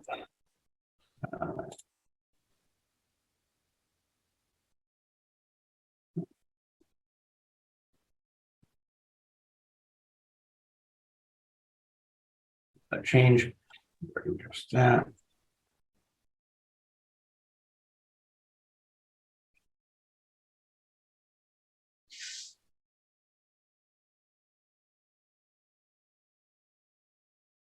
All right. So it is my opinion that you are prepared to draft. I will, of course, go through and make sure there aren't any little numbers or anything that still need to be done. But at this point, if you're prepared to do so, you could vote to approve with conditions. What I will note is that if you do so choose to make this vote, I will update this date to November 21st to reflect tonight. And then what I will do is I will prepare this for signature and I will file it with the clerk within 14 days and mail notice to the abutters that the decision has been rendered regarding site plan approval and earth removal permit. So Alec, are you going to leave the November 7th date for the site plan approval and the earth removal date to tonight, assuming we vote to approve it?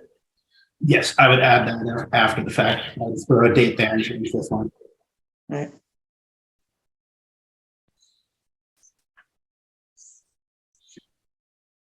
So do we, someone want to make a motion? Make a motion to approve this site plan with conditions. So to approve conditions, the earth removal permit. Is there a second? Sorry, the site plan's already been approved. We're just approving the voting on the earth removal permit, Right. correct? Correct. So I'll second Mark's motion. Okay, any discussion? Okay, hearing none. Cindy Markowitz, Markowitz, aye. Kathleen Vorse, Vorse, aye. Rebecca Werner, Werner, aye. Mark White, White, aye. and Mark Barbadoro, aye. Fantastic. All right, if it pleases the board, I will finalize this in the coming days and I will prepare, Mark, a little question for your board and policy and procedure. Have you typically had this drafted for the full board signatures or do you as chair often sign off individually? I think we should do it case by case. I just think, why don't we just hold a quick vote? Does somebody want to entertain I'll entertain a motion to allow the chair to sign the decision on behalf of the board. So moved. Okay, is there a second? Second. Okay, any discussion? I just think it's Hearing none. nice to have on big decisions like this for historic purposes, when you go back and see who sat on these decisions, It's actually, I find it useful when I go back to old stuff to see who was at. Can always pick the phone and call that person. Hey, do you remember this? But I'm okay with the chair signing it. I mean, I don't think it's really. Mark, Everybody's listed out in the beginning If too. everybody Yeah. wants to sign it. Yep. Mark, you cut out for a moment. Could you just clarify? Would you prefer everybody to sign, or would you prefer just the chair to sign? Well, I think it's up to the board itself. So I'm fine just signing it if I get a vote of the board to Mhm. sign it. Well, it But was they can moved, all- seconded, and so let's vote. Okay. Cindy Markowitz, Markowitz, aye. Kathy Voice, Vorse, aye. Rebecca Werner, Werner, aye. Mark White, Why? and Mark Barbadoro. Okay, we still have the special permit to go do, guys. Yeah. All right, let's go. Mark, you said we're gonna be out of here. Kitty split. Well, this is lickety split. Yeah, I guess it is. Moving at planning board speed here. I don't think I had as many comments on this one, if that makes you all feel better. It does. This one is also substantially fewer pages.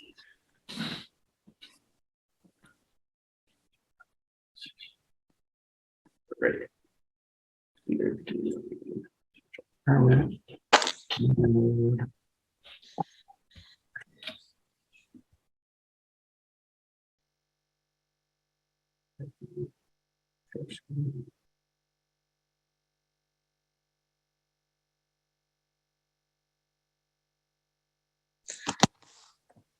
So just to clarify for Janet, this is the other document in the Dropbox under on the, I don't know if it's under new material, but it came in and I just put my initials in front of it, but it came in as edit 6.amendment2. And I just put CJ and my initials in front of that when I created this version. Now this version, I should also mention, did not come in as a Word document with track changes. It came in as a PDF with track changes. So I highlighted in yellow what the applicant had already changed, and then my edits would be, I guess, in red.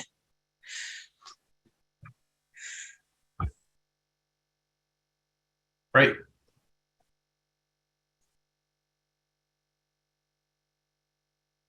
So just the update of the final hearing, deliberated the final hearing date.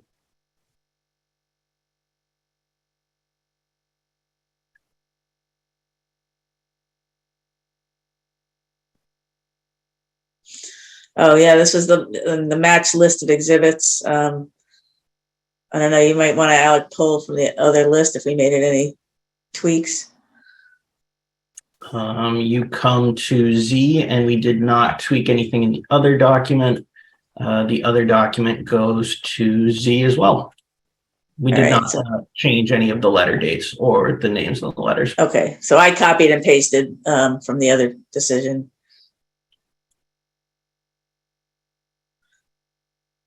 Okay. Clarification of phase 1, clustered at the southern end of the property.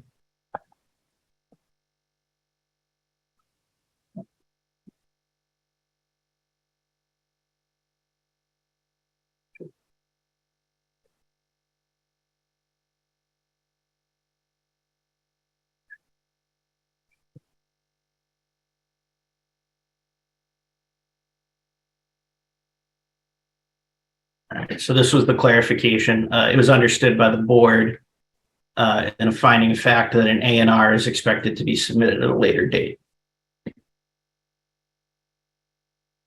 Correct.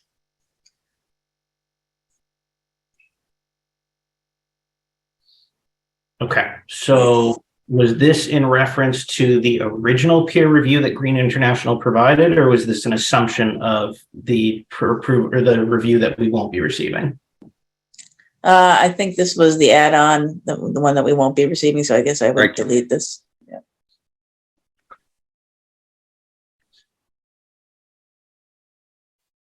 Okay, so this was one that you had already approved at your previous meeting, the highlight, correct? Right, this was the insert from Campanelli. They just, again, we didn't get a track change version. Yep.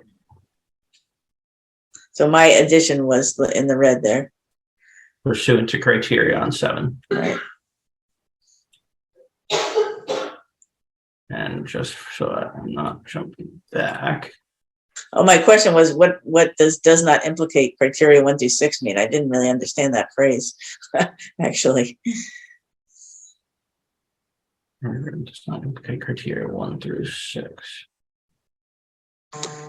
Oh, I believe this is in reference to your criteria for approving a special permit. So it doesn't apply to criteria 1 through 6, but criteria 7. It finds that it has a positive fiscal impact, including commercial property tax contribution for the town. So basically the first 6 reasons to approve or deny a special permit, it does not address, but it does address criterion 7. So I guess I wanted the board to verify they're okay with that language.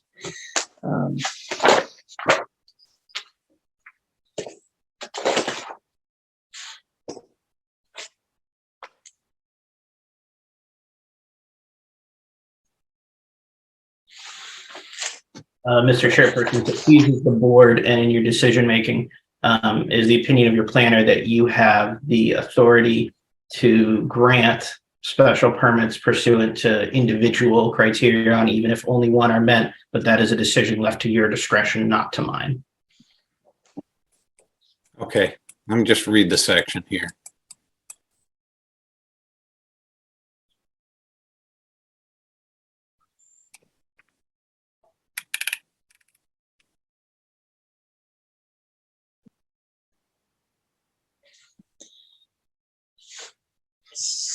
So these are the 7 criteria in 9204 that we would normally look at for special permits. And I think what this is saying is that we're ignoring special criteria 1 through 6, but this does address criterion 7. So Right. I think that's how I read it too. So I don't think that they propose this. They're saying, you know, we're not going to adversely affect this project does not implicate, you know, positively or negatively 1 through 6, but 7 is the fiscal impact, and that is a positive one. I guess I don't like the word implicate. yeah, I agree. There's got to be a better word than implicate. And I'm not an attorney. That's what we paid the idiots for. So, I mean, you know, if you look at this criteria, it's impacts on environment, impacts on health. I mean, all these things we took into consideration, I think, when we were approving this building. Is this the language that they gave us? Yes. Yes. And I'm just inclined to approve it because I don't see anything. But this was inserted or this was highlighted, so I don't know if this is what language we voted on or this is new. I think Russ has got his hand up there. I know, but we really shouldn't be hearing from them. That's why I don't recall this one either. And I'm a little uncomfortable with making these kind of opinionated comments about it will have a positive fiscal impact. I mean, who knows? we really don't know ultimately. We have to. But it's just we're not making really a value statement of fact, I guess. I don't know.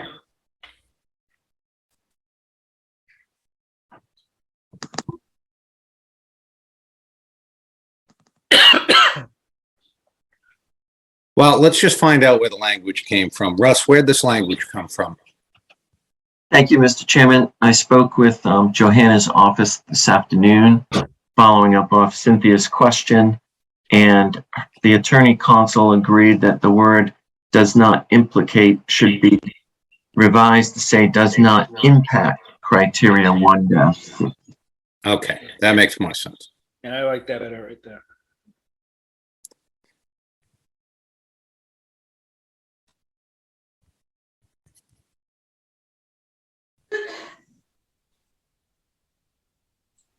So then is this acceptable moving forward?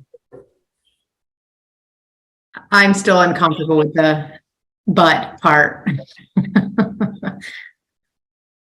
How about the potential to create new employment opportunities? Sure. Have the potential positive fiscal impact and potential to create. Would that be? Otherwise, it reads like that is the board's opinion, and I don't know that we're making an opinion on that. Well, the only thing is we have to make an affirmative finding that something here is beneficial. Mm-hmm. So I would also agree with, as Rebecca has stated, by putting potential in here, you create a fact of it as opposed to an opinion. It potentially could. That is a fact. okay, I'm fine with that.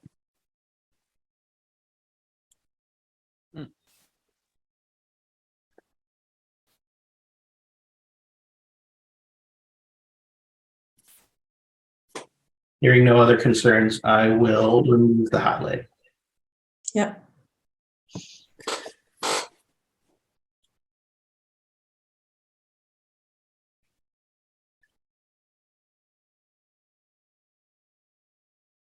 I believe this was discussed and voted at your previous meeting. Yeah. Okay. Yeah, I like that. And as a reminder, we are now getting into the conditions component as opposed to matters of fact.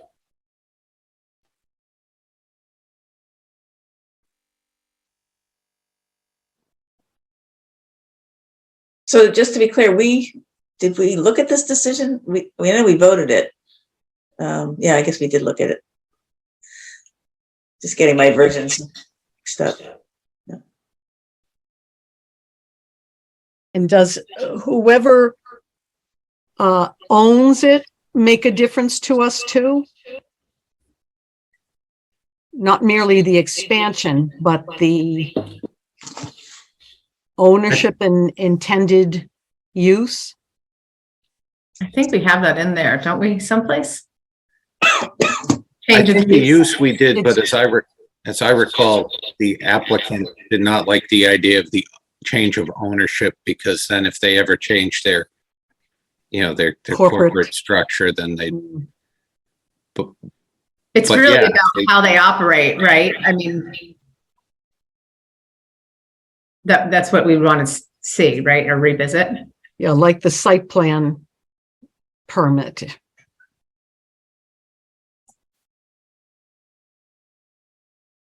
So are you suggesting that we ought to include if the use changes in this particular paragraph? Yeah, I'm just concerned that if it were a different use proposed than this, would we extend the period? Yeah, I agree with Kathy on this.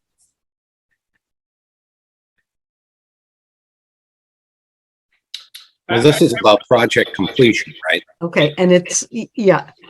Well, it's also limited to the development of the project as described in more detail in the site plan approval decision of even date.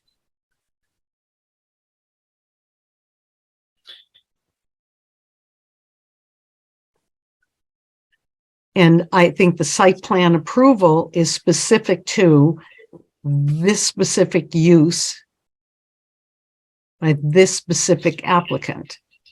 Right, so condition one. Or occupant, however you want to see it. I mean, someone other than this owner of the building may occur, but this occupant of the building for this specific use.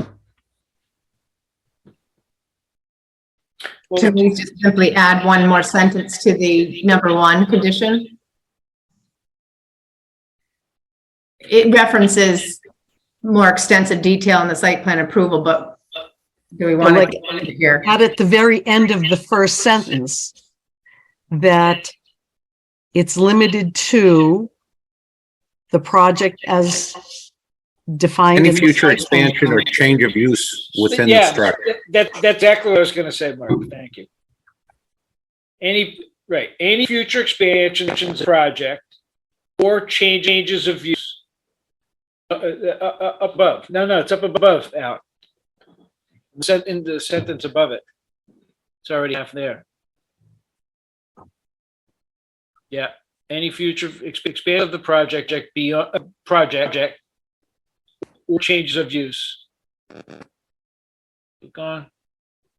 I can't move your there. There, keep going back. One word. Right there. Comma or change of use. Yeah.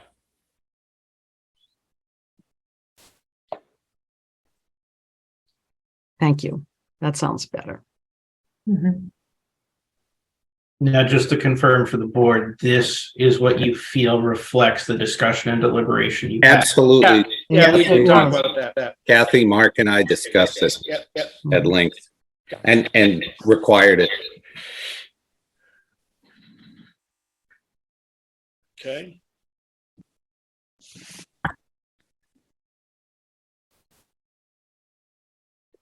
Are there any further questions regarding this item? Okay.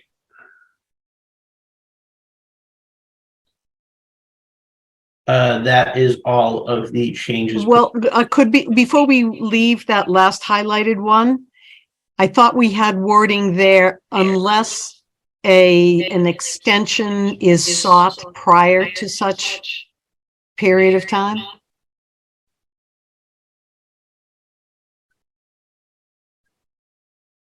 I don't believe we talked about an extension beyond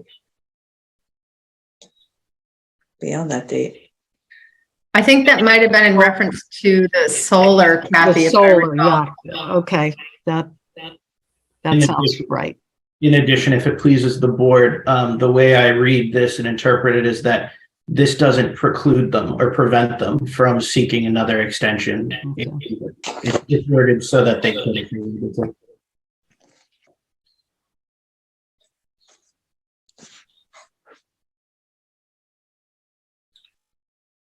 Okay. So that is all. If the board sees fit, you can affirm your decision and you can vote to approve the decision, at which point, or vote to approve the conditional decision, at which point, just as I have with, as I said with the other item, I will ensure there aren't any more of these little track changes. We've got like little 1 or 2 letter items. And I will go ahead and proceed for this to be filed with the clerk for its 20-day appeal and send notice to abutters. Okay. So how about a motion to approve the decision as amended? Make a motion. I was making a I- motion. Oh, go ahead. I would move that and would authorize the chairman to sign it. Right. There you go. Is there a second?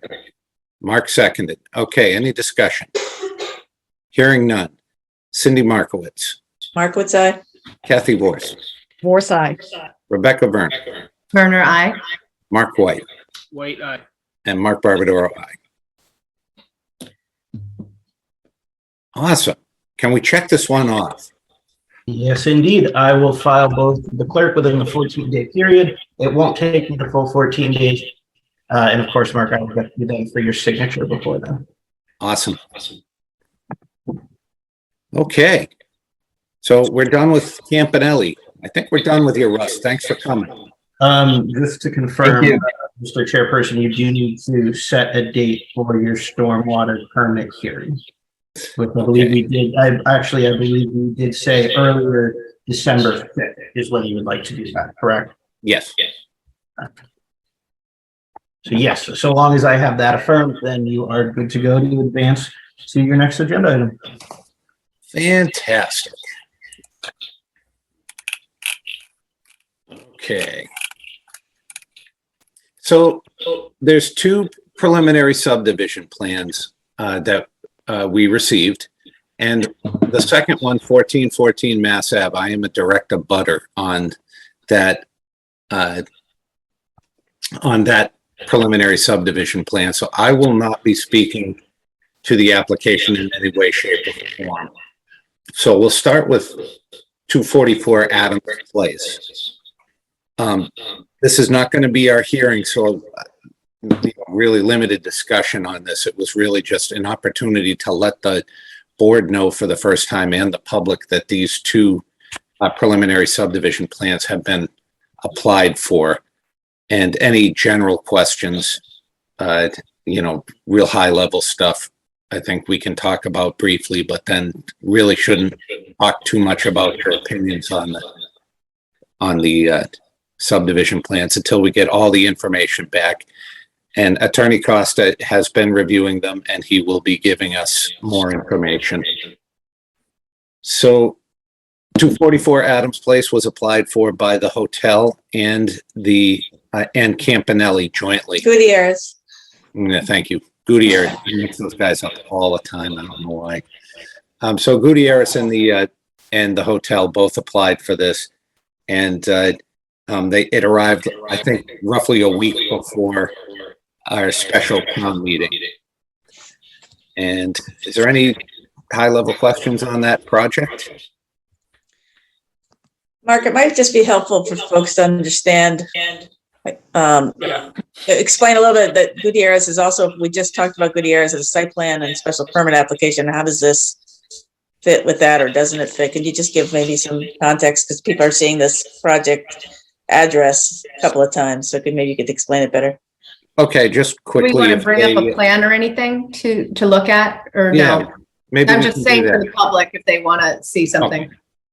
So, all right, generally speaking, we have a special permit application before us for one of the two property owners on the subdivision, the preliminary subdivision plan. And the plan will enlarge the lot that is currently under review, and that may allow him to have more gross square footage to do things with.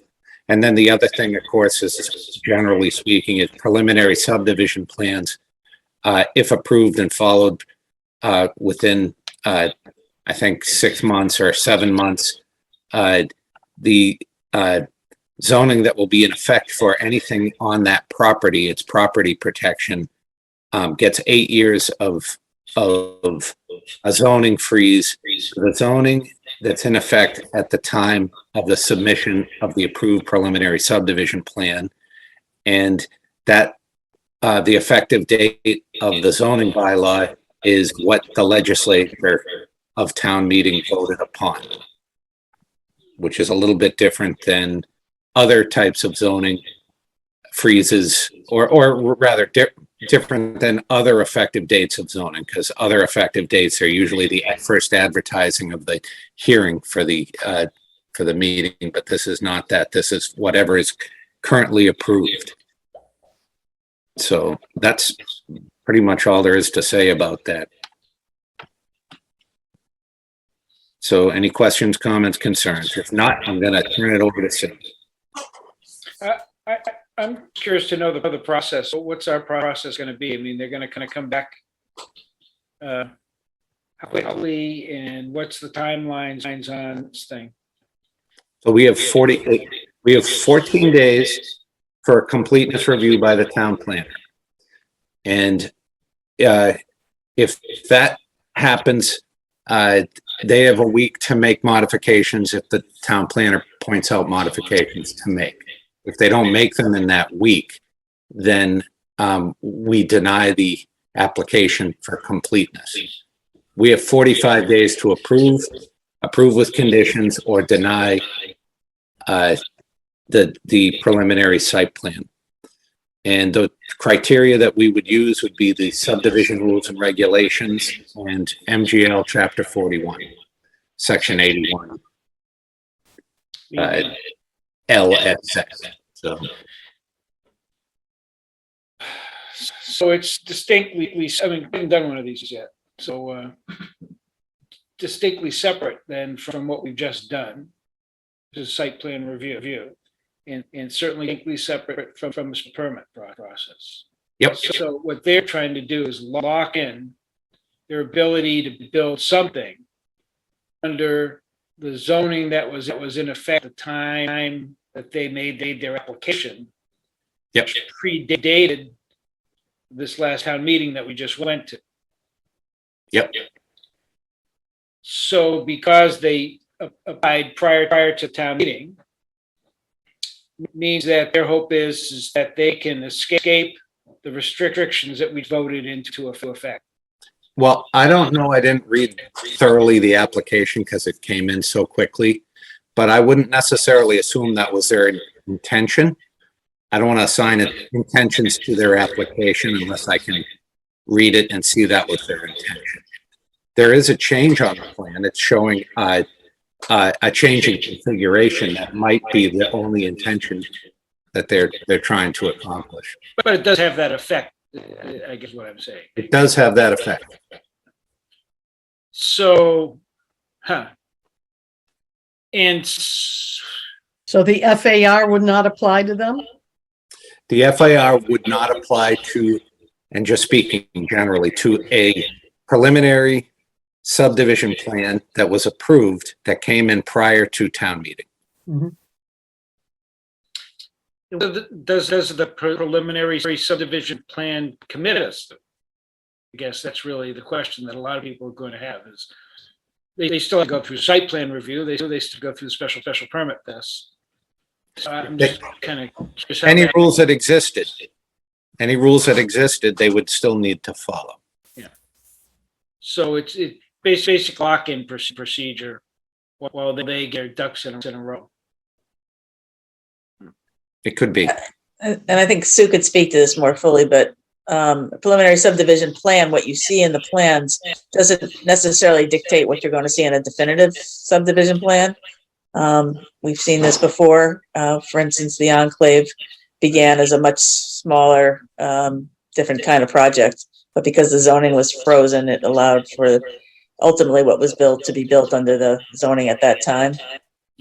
So the preliminary subdivision plans that you're actually looking at may not be what ultimately gets built, but it's a first step to get the board, I guess, to be made aware of it and identify, that it meets the requirements of our submittal requirements under 48, 81, and our Well, own as a regs. matter that is settled, the Enclave preliminary subdivision plan was put in place to freeze the zoning, and I don't think anybody would disagree with that.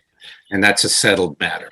But any application that's before you that is not settled, unless it is, they say in their application, our goal here is to freeze the zoning and only to freeze the zoning, then, look at the plan and decide what they're showing you, whether or not it would meet the criteria. And if it doesn't meet the criteria, then you can approve with conditions or you can deny. And if it meets the criteria, you have to approve it. Quick point on preliminary subdivisions. For commercial or industrial properties, a preliminary is required. For a residential, it's not required.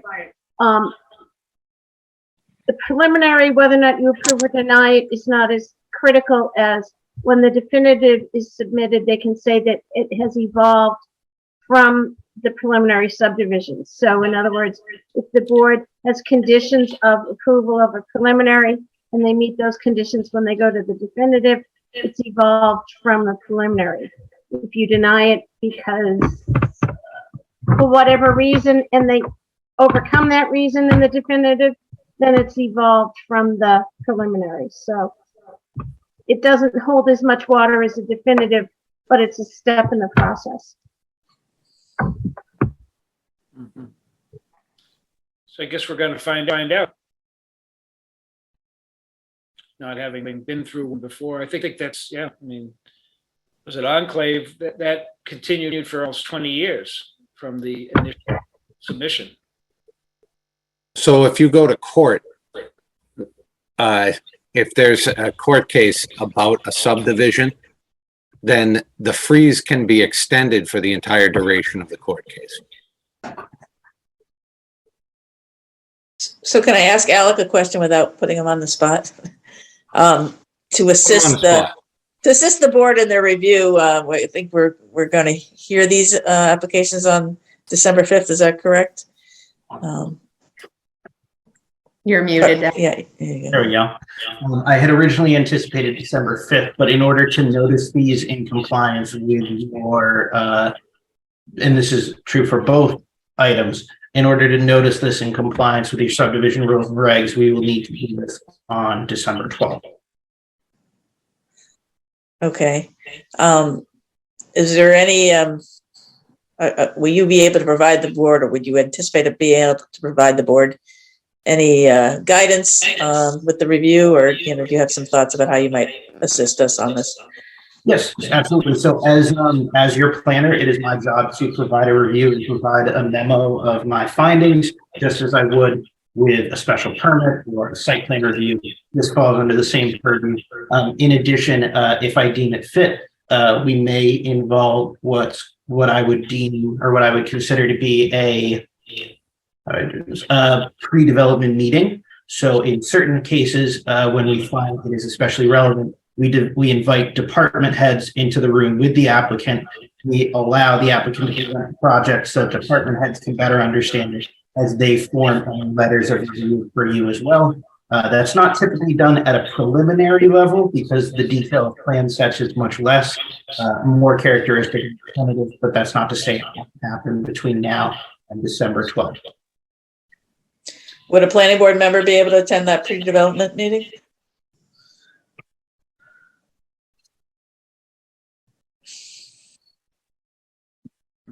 That would be a question I would have to confirm with legal counsel first. What about legal counsel? Because once an application comes before us, we can usually get them to pay for our counsel and our consultants. Does that apply in this case as well?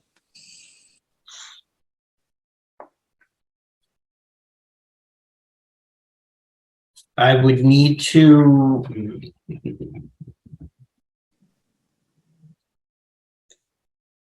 Bear with me as I pull up your subdivision rules and regulations. Preliminary, yeah. I don't want to put you on the spot, Al, because I mean, Jesus, your first night and you're doing a little bit so far. He's doing quite well. He's doing a terrific job. It's a breath of fresh air. Yeah. I appreciate the vote of confidence. So I've already gotten authorization on the Adams Place application to use town council. So we are awaiting an opinion from town council.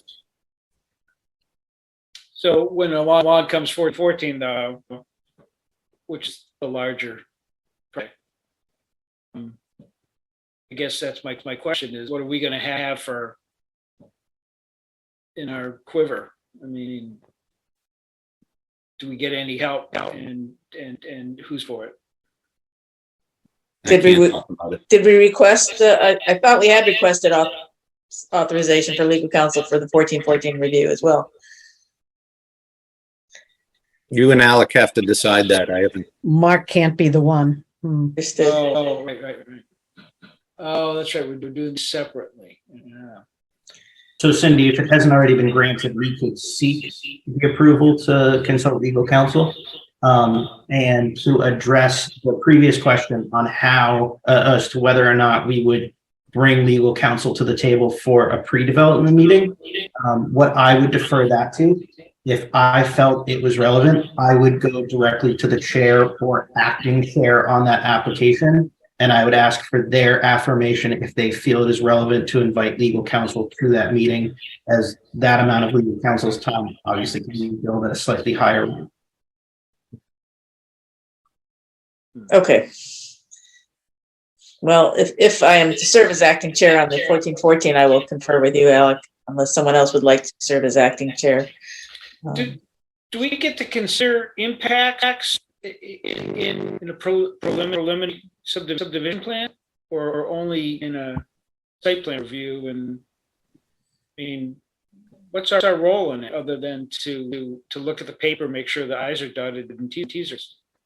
You look at the rules and regulations of subdivision, and you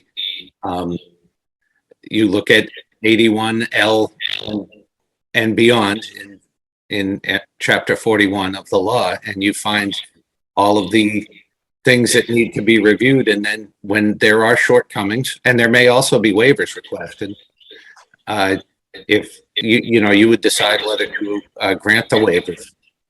And you would look for compliance with subdivision rules and regulations. And you will be getting advice from Sue Carter, and from, in my case, on the Adams Place, we'll be getting advice from legal counsel, and you'll be getting advice from Alec about it. But again, to make impacts into account at that stage, is that something where we're looking at mitigating impacts or not? When you say impacts, it's, Traffic, the whole ball. you're not, because what you're looking at is a empty plan with land masses divided and a road in the middle. Okay. And that you get to talk about. But if they don't tell you anything else, you're not even thinking about those things. That's kind of how I saw it, almost like an A&R plan, but more complicated. Yep. You get to look at it a little bit more detail just to see whether or not the criteria that they're applying is appropriate for the use.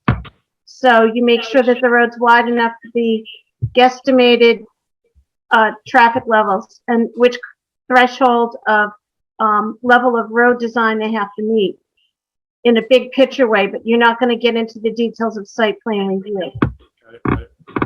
Okay, I mean, that's helpful. I just wanted to understand the process because, again, we have been through one of these, and these are of very large magnitude, so good for us. So, go ahead, Alec. Mark, if it pleases, or Mr. Chairperson, if it pleases the board, a way to conceptualize the reason for preliminary plan review. And this is an actual experience in which I did in the town of Acton many years ago. Well, not so many, but years ago when I was interning in the town of Acton. Preliminary subdivision was submitted, and it came about through that level of a review that the neighborhood they were proposing it at was already so far built out that it was not compliant, I believe, with NFIP, the fire standards.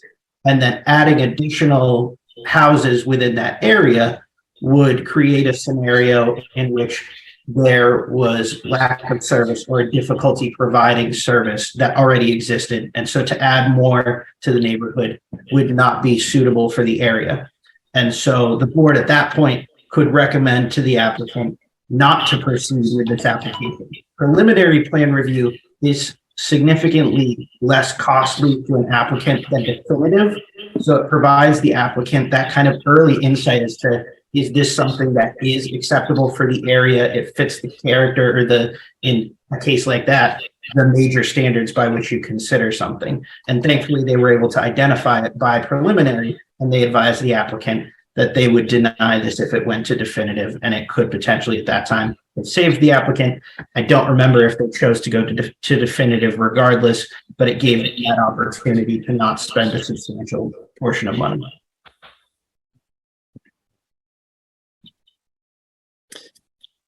So any other questions or comments about preliminary subdivision plans? Can I make one general comment about the 1414 plan? No, can you? You're the chair. Okay, just an update. So what the preliminary plan shows is 2 buildings behind the existing 1414 building, and they are proposing to redivide the lots into, I believe, lots 1, 2, and 3, with lot 1 being subdivided into 5 segments.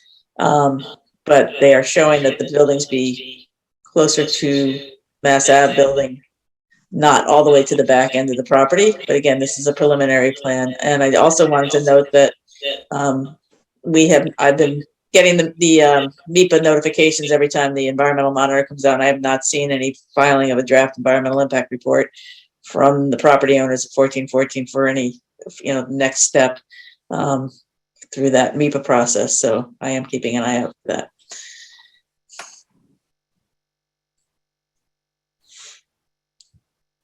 Okay, any other questions, comments, concerns? If not, we're going to move to open space and recreation plan. Mr. Chairperson, if I could, I just wanted to affirm. So I am scheduling the public hearings for these 2 preliminary site plan reviews for December 12th, correct? Yes. And just to confirm, you don't need me for anything else tonight? No, you Okay. can go. Have a great Good. night. Thank All you right. for coming. Thank you. Happy Thanksgiving, Happy everyone. Thanksgiving. Thanks. Thanks. Alec, I'm only telling you to schedule the 244 Adams Place if Cindy can decide what she wants with the other one. Correct. Cindy, should I proceed with the other in tandem? So what is our outside? We had, how many dates? Is there another date beyond that, or are we bound by the timeline to get it in by the 12th? If you could do it on the 19th, but to give you a time frame, I believe the 19th is the 40th day. So, Okay. So let's plan on the 12th as well. yes, that's my recommendation.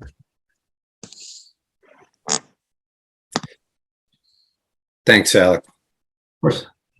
Now moving on to happier subjects. The open space and recreation plan. Are we willing to provide a letter of endorsement at this point? What's your recommendation, Alec? Yes. So, thank you, Mr. Chairperson. When I was drafting the agenda, Cindy pointed out to me, and thank you for doing so because it helped update me as to where we were in the process. Tracy has sent a cursory draft of your open space and rec plan. I would deem it your penultimate draft for consideration by DCS.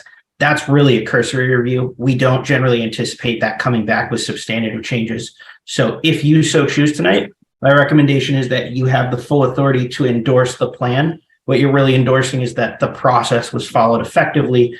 It was done in a way that really generated public feedback and comment, and that you feel it properly reflects what the town is seeking in an open space and rec plan. The benefit to doing it now is that having all the letters in a row means that as soon as we get our comments back from DCS, we can flip it back over and submit for our approval. So personally, we did give it, we noticed it, we held the meetings. We didn't get a lot of feedback. That's not surprising. But I don't know any other way to try and engage people that don't want to be engaged. So I think it's okay. It's my personal opinion. I would endorse it. I don't know how the rest of the board feels. What is the current status of it? Like if you noticed a misspelling or a mistitling of something, is it still time to catch it, or is it in print?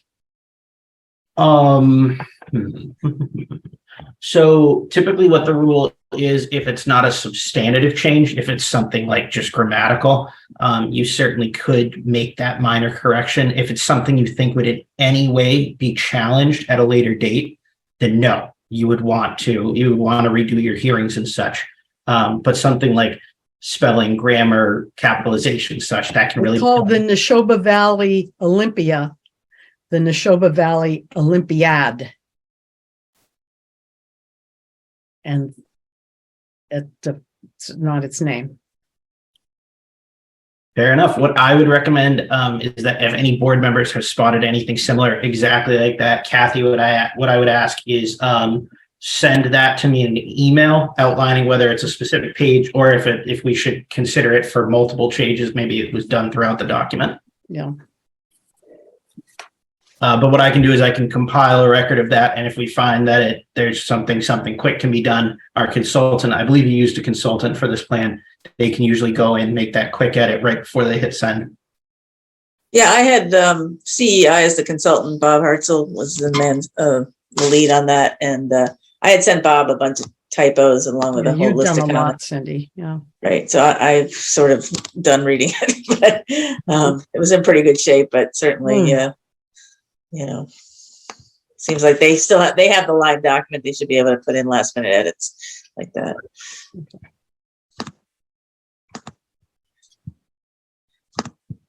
So I would move to endorse the open space and recreation plan using the template letter that was included in our packet. Is there a second?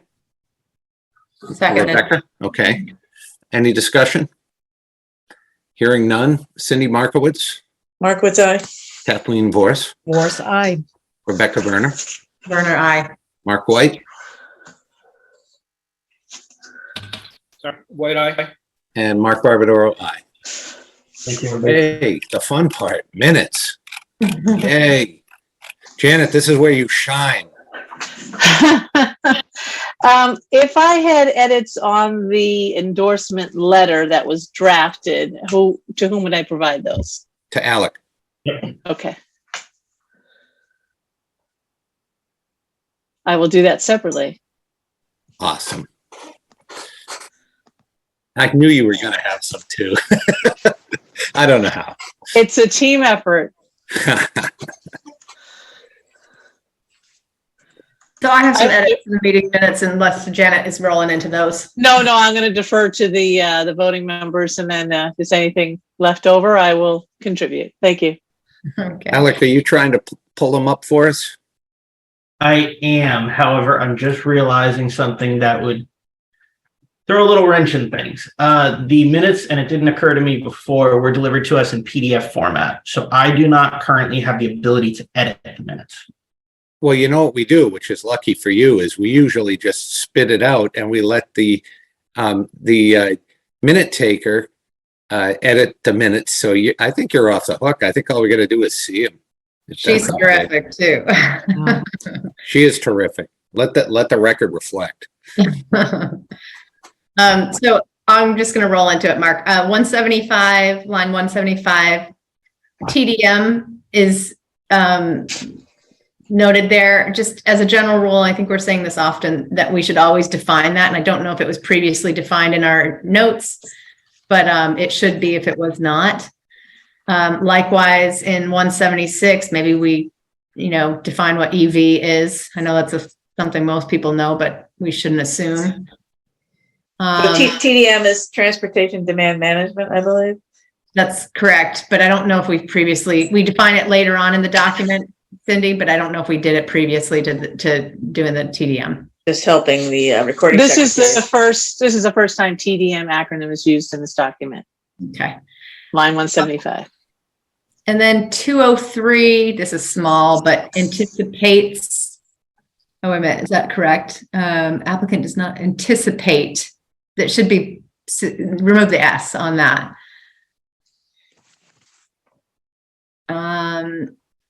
Likewise, on 224, define EPA.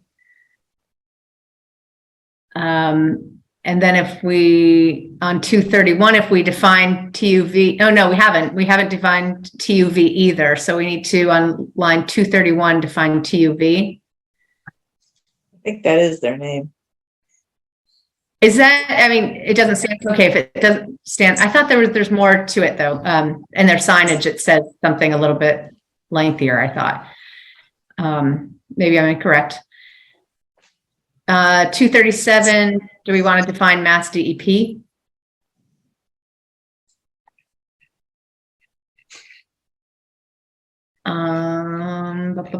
That might be my last comment.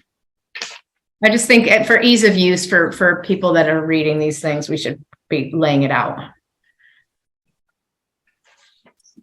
All I got. Okay. Anybody else? Cindy? I had a comment on line 81. We used the word match, and I don't think it was so much match as resemble the facades of the other three buildings. Yeah, I mean, this was his Yeah. description. Okay, then in 222, I didn't know whether we left out a word because it says corrective measures are proposed or are not proposed. Existing curbing is proposed to remain, so erosion and sedimentation correctors are, I mean, if it's not going to change, why would they then need erosion and sedimentation corrective measures? Yeah, you're right. It's probably not. Yeah, I seem to recall that actually, them stating not proposed. Yeah. And that's all I got. All right, I had a few, couple periods missing at the end of line 140 and the end of line 146. Line 158, the Boxborough bylaws for parking said one space for 200 feet at gross floor area. I think it should be 250 feet. I meant to check that. For parking. There's an extra word of at the end of line 163. It should be not much of a change at, get rid of the second of. Line 178, the states section, it should be section 61 findings, not 65. There's a question mark on line 198. Ms. Markowitz asked, this should be a period, not a question mark.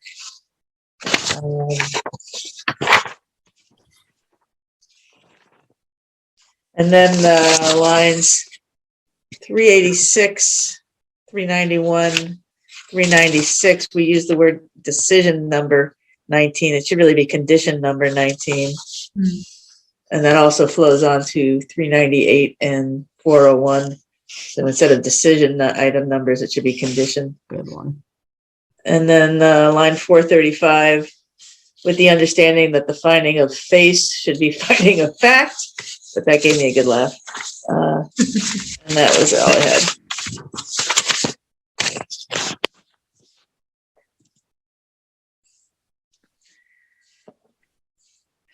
So move to approve the minutes of November 7th. I have Wait one a more. minute. Oh, sorry, Janet. Hold on there. You guys didn't leave me with much, but that's fantastic. Let's see.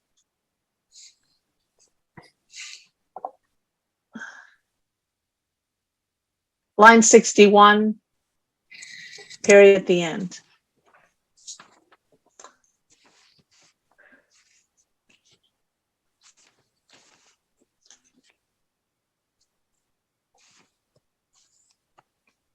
Line 258. The last word in the sentence, "are," should be area.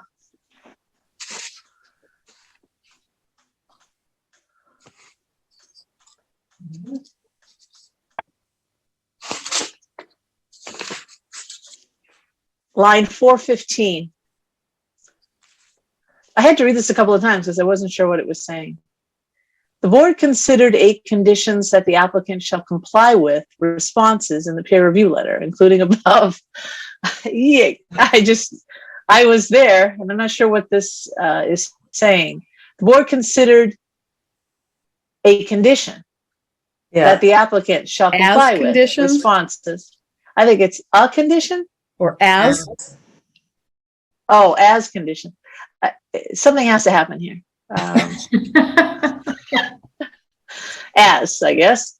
Line 419, sect should be section. There is another misspelling of face. It's in line fact, line 429. Findings of fact, in addition to the one on line 435. And that's all I had. Thank you. Is there a motion to approve these minutes as amended? So moved. Is there a second? Seconded.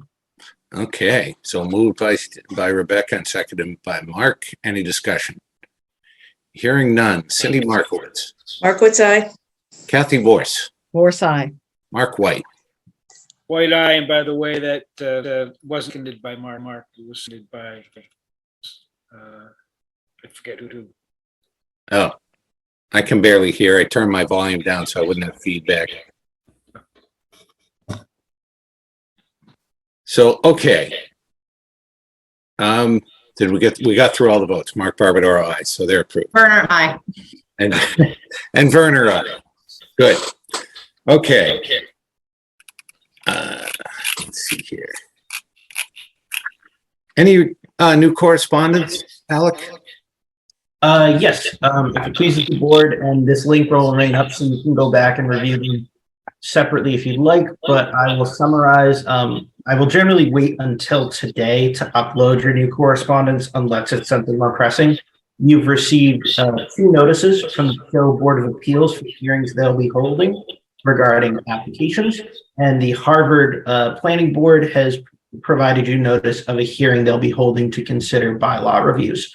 Those can be provided to you individually if you'd like. If not, they're currently sitting in your planning board packet. Okay. So hold on a second. What do you mean our planning board packet currently?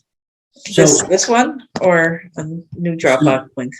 yes, in the Dropbox link you had for this meeting, there are multiple letters. There are 2 under Stowe Board of Appeals, and there's 1 under Harvard Planning Board. Okay, And yeah, then- those were uploaded more recently then, right? Yeah. So just a general question, this Dropbox link goes away after a certain amount of time, correct?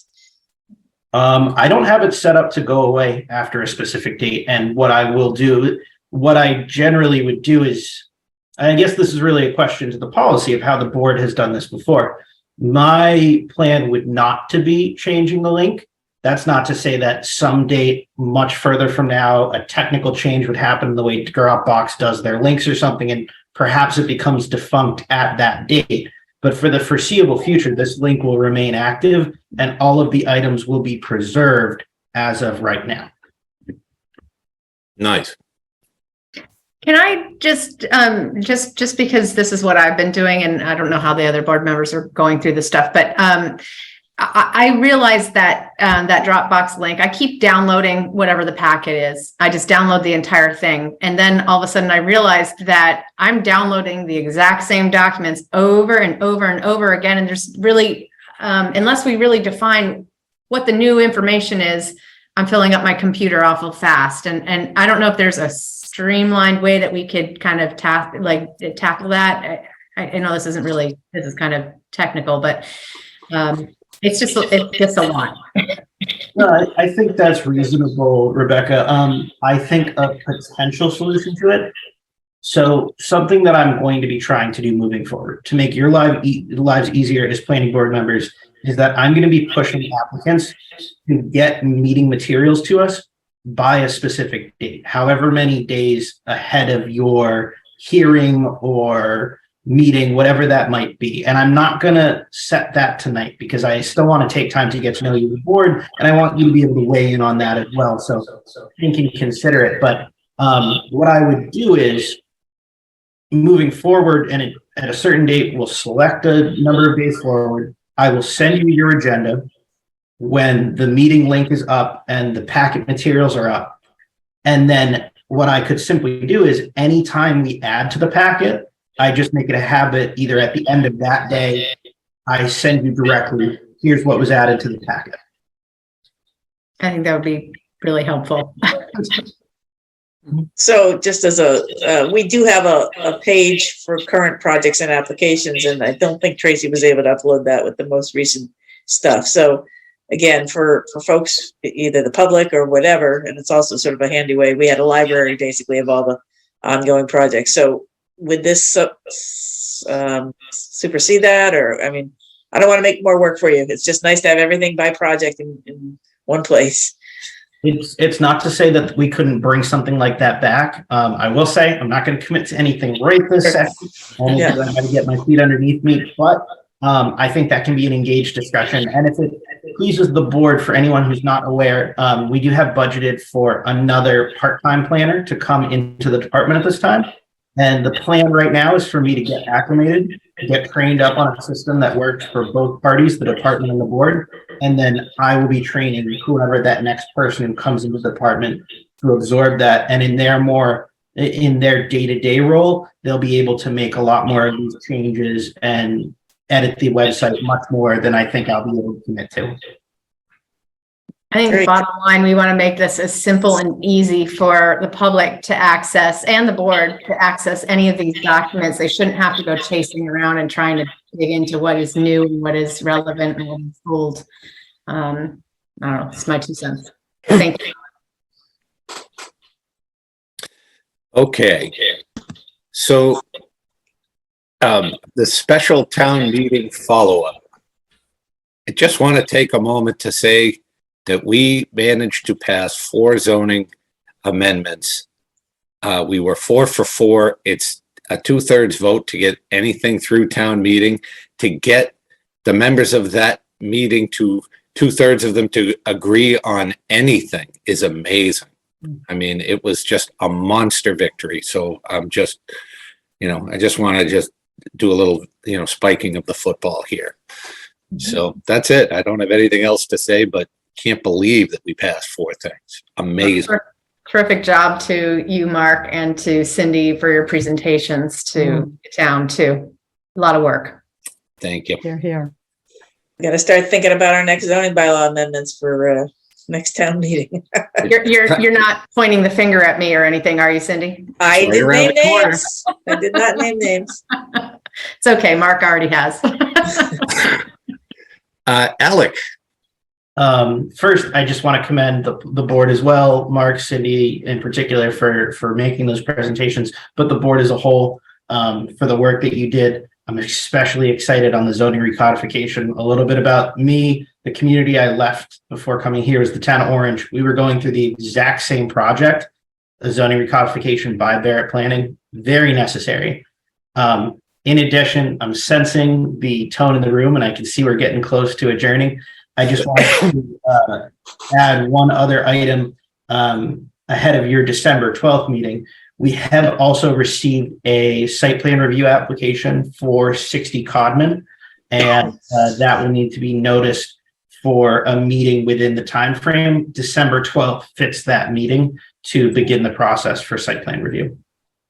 And again, this is, and I should say that I haven't said this before, this is pending my completion review, which will be finished tomorrow. okie dokie. And the November hits is- keep coming.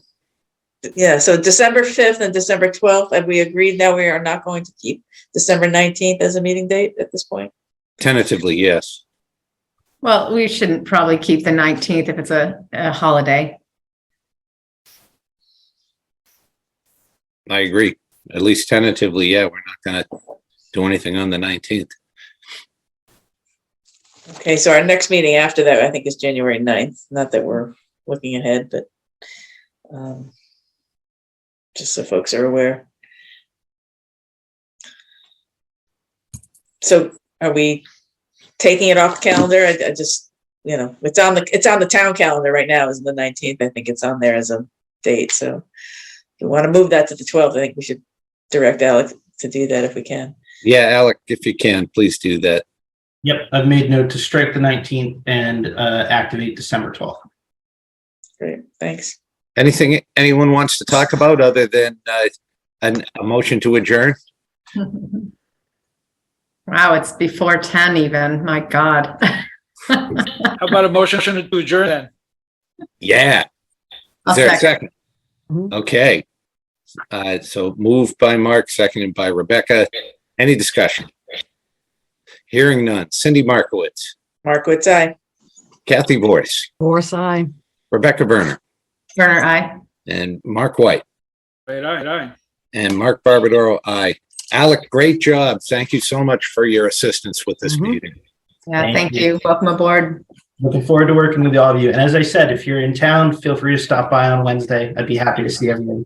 All right. Terrific. Thanks, Alec. Thank Happy you so much. Thanksgiving, everybody. Happy Thanksgiving. Happy Thanksgiving. Bye. Good. Bye-bye.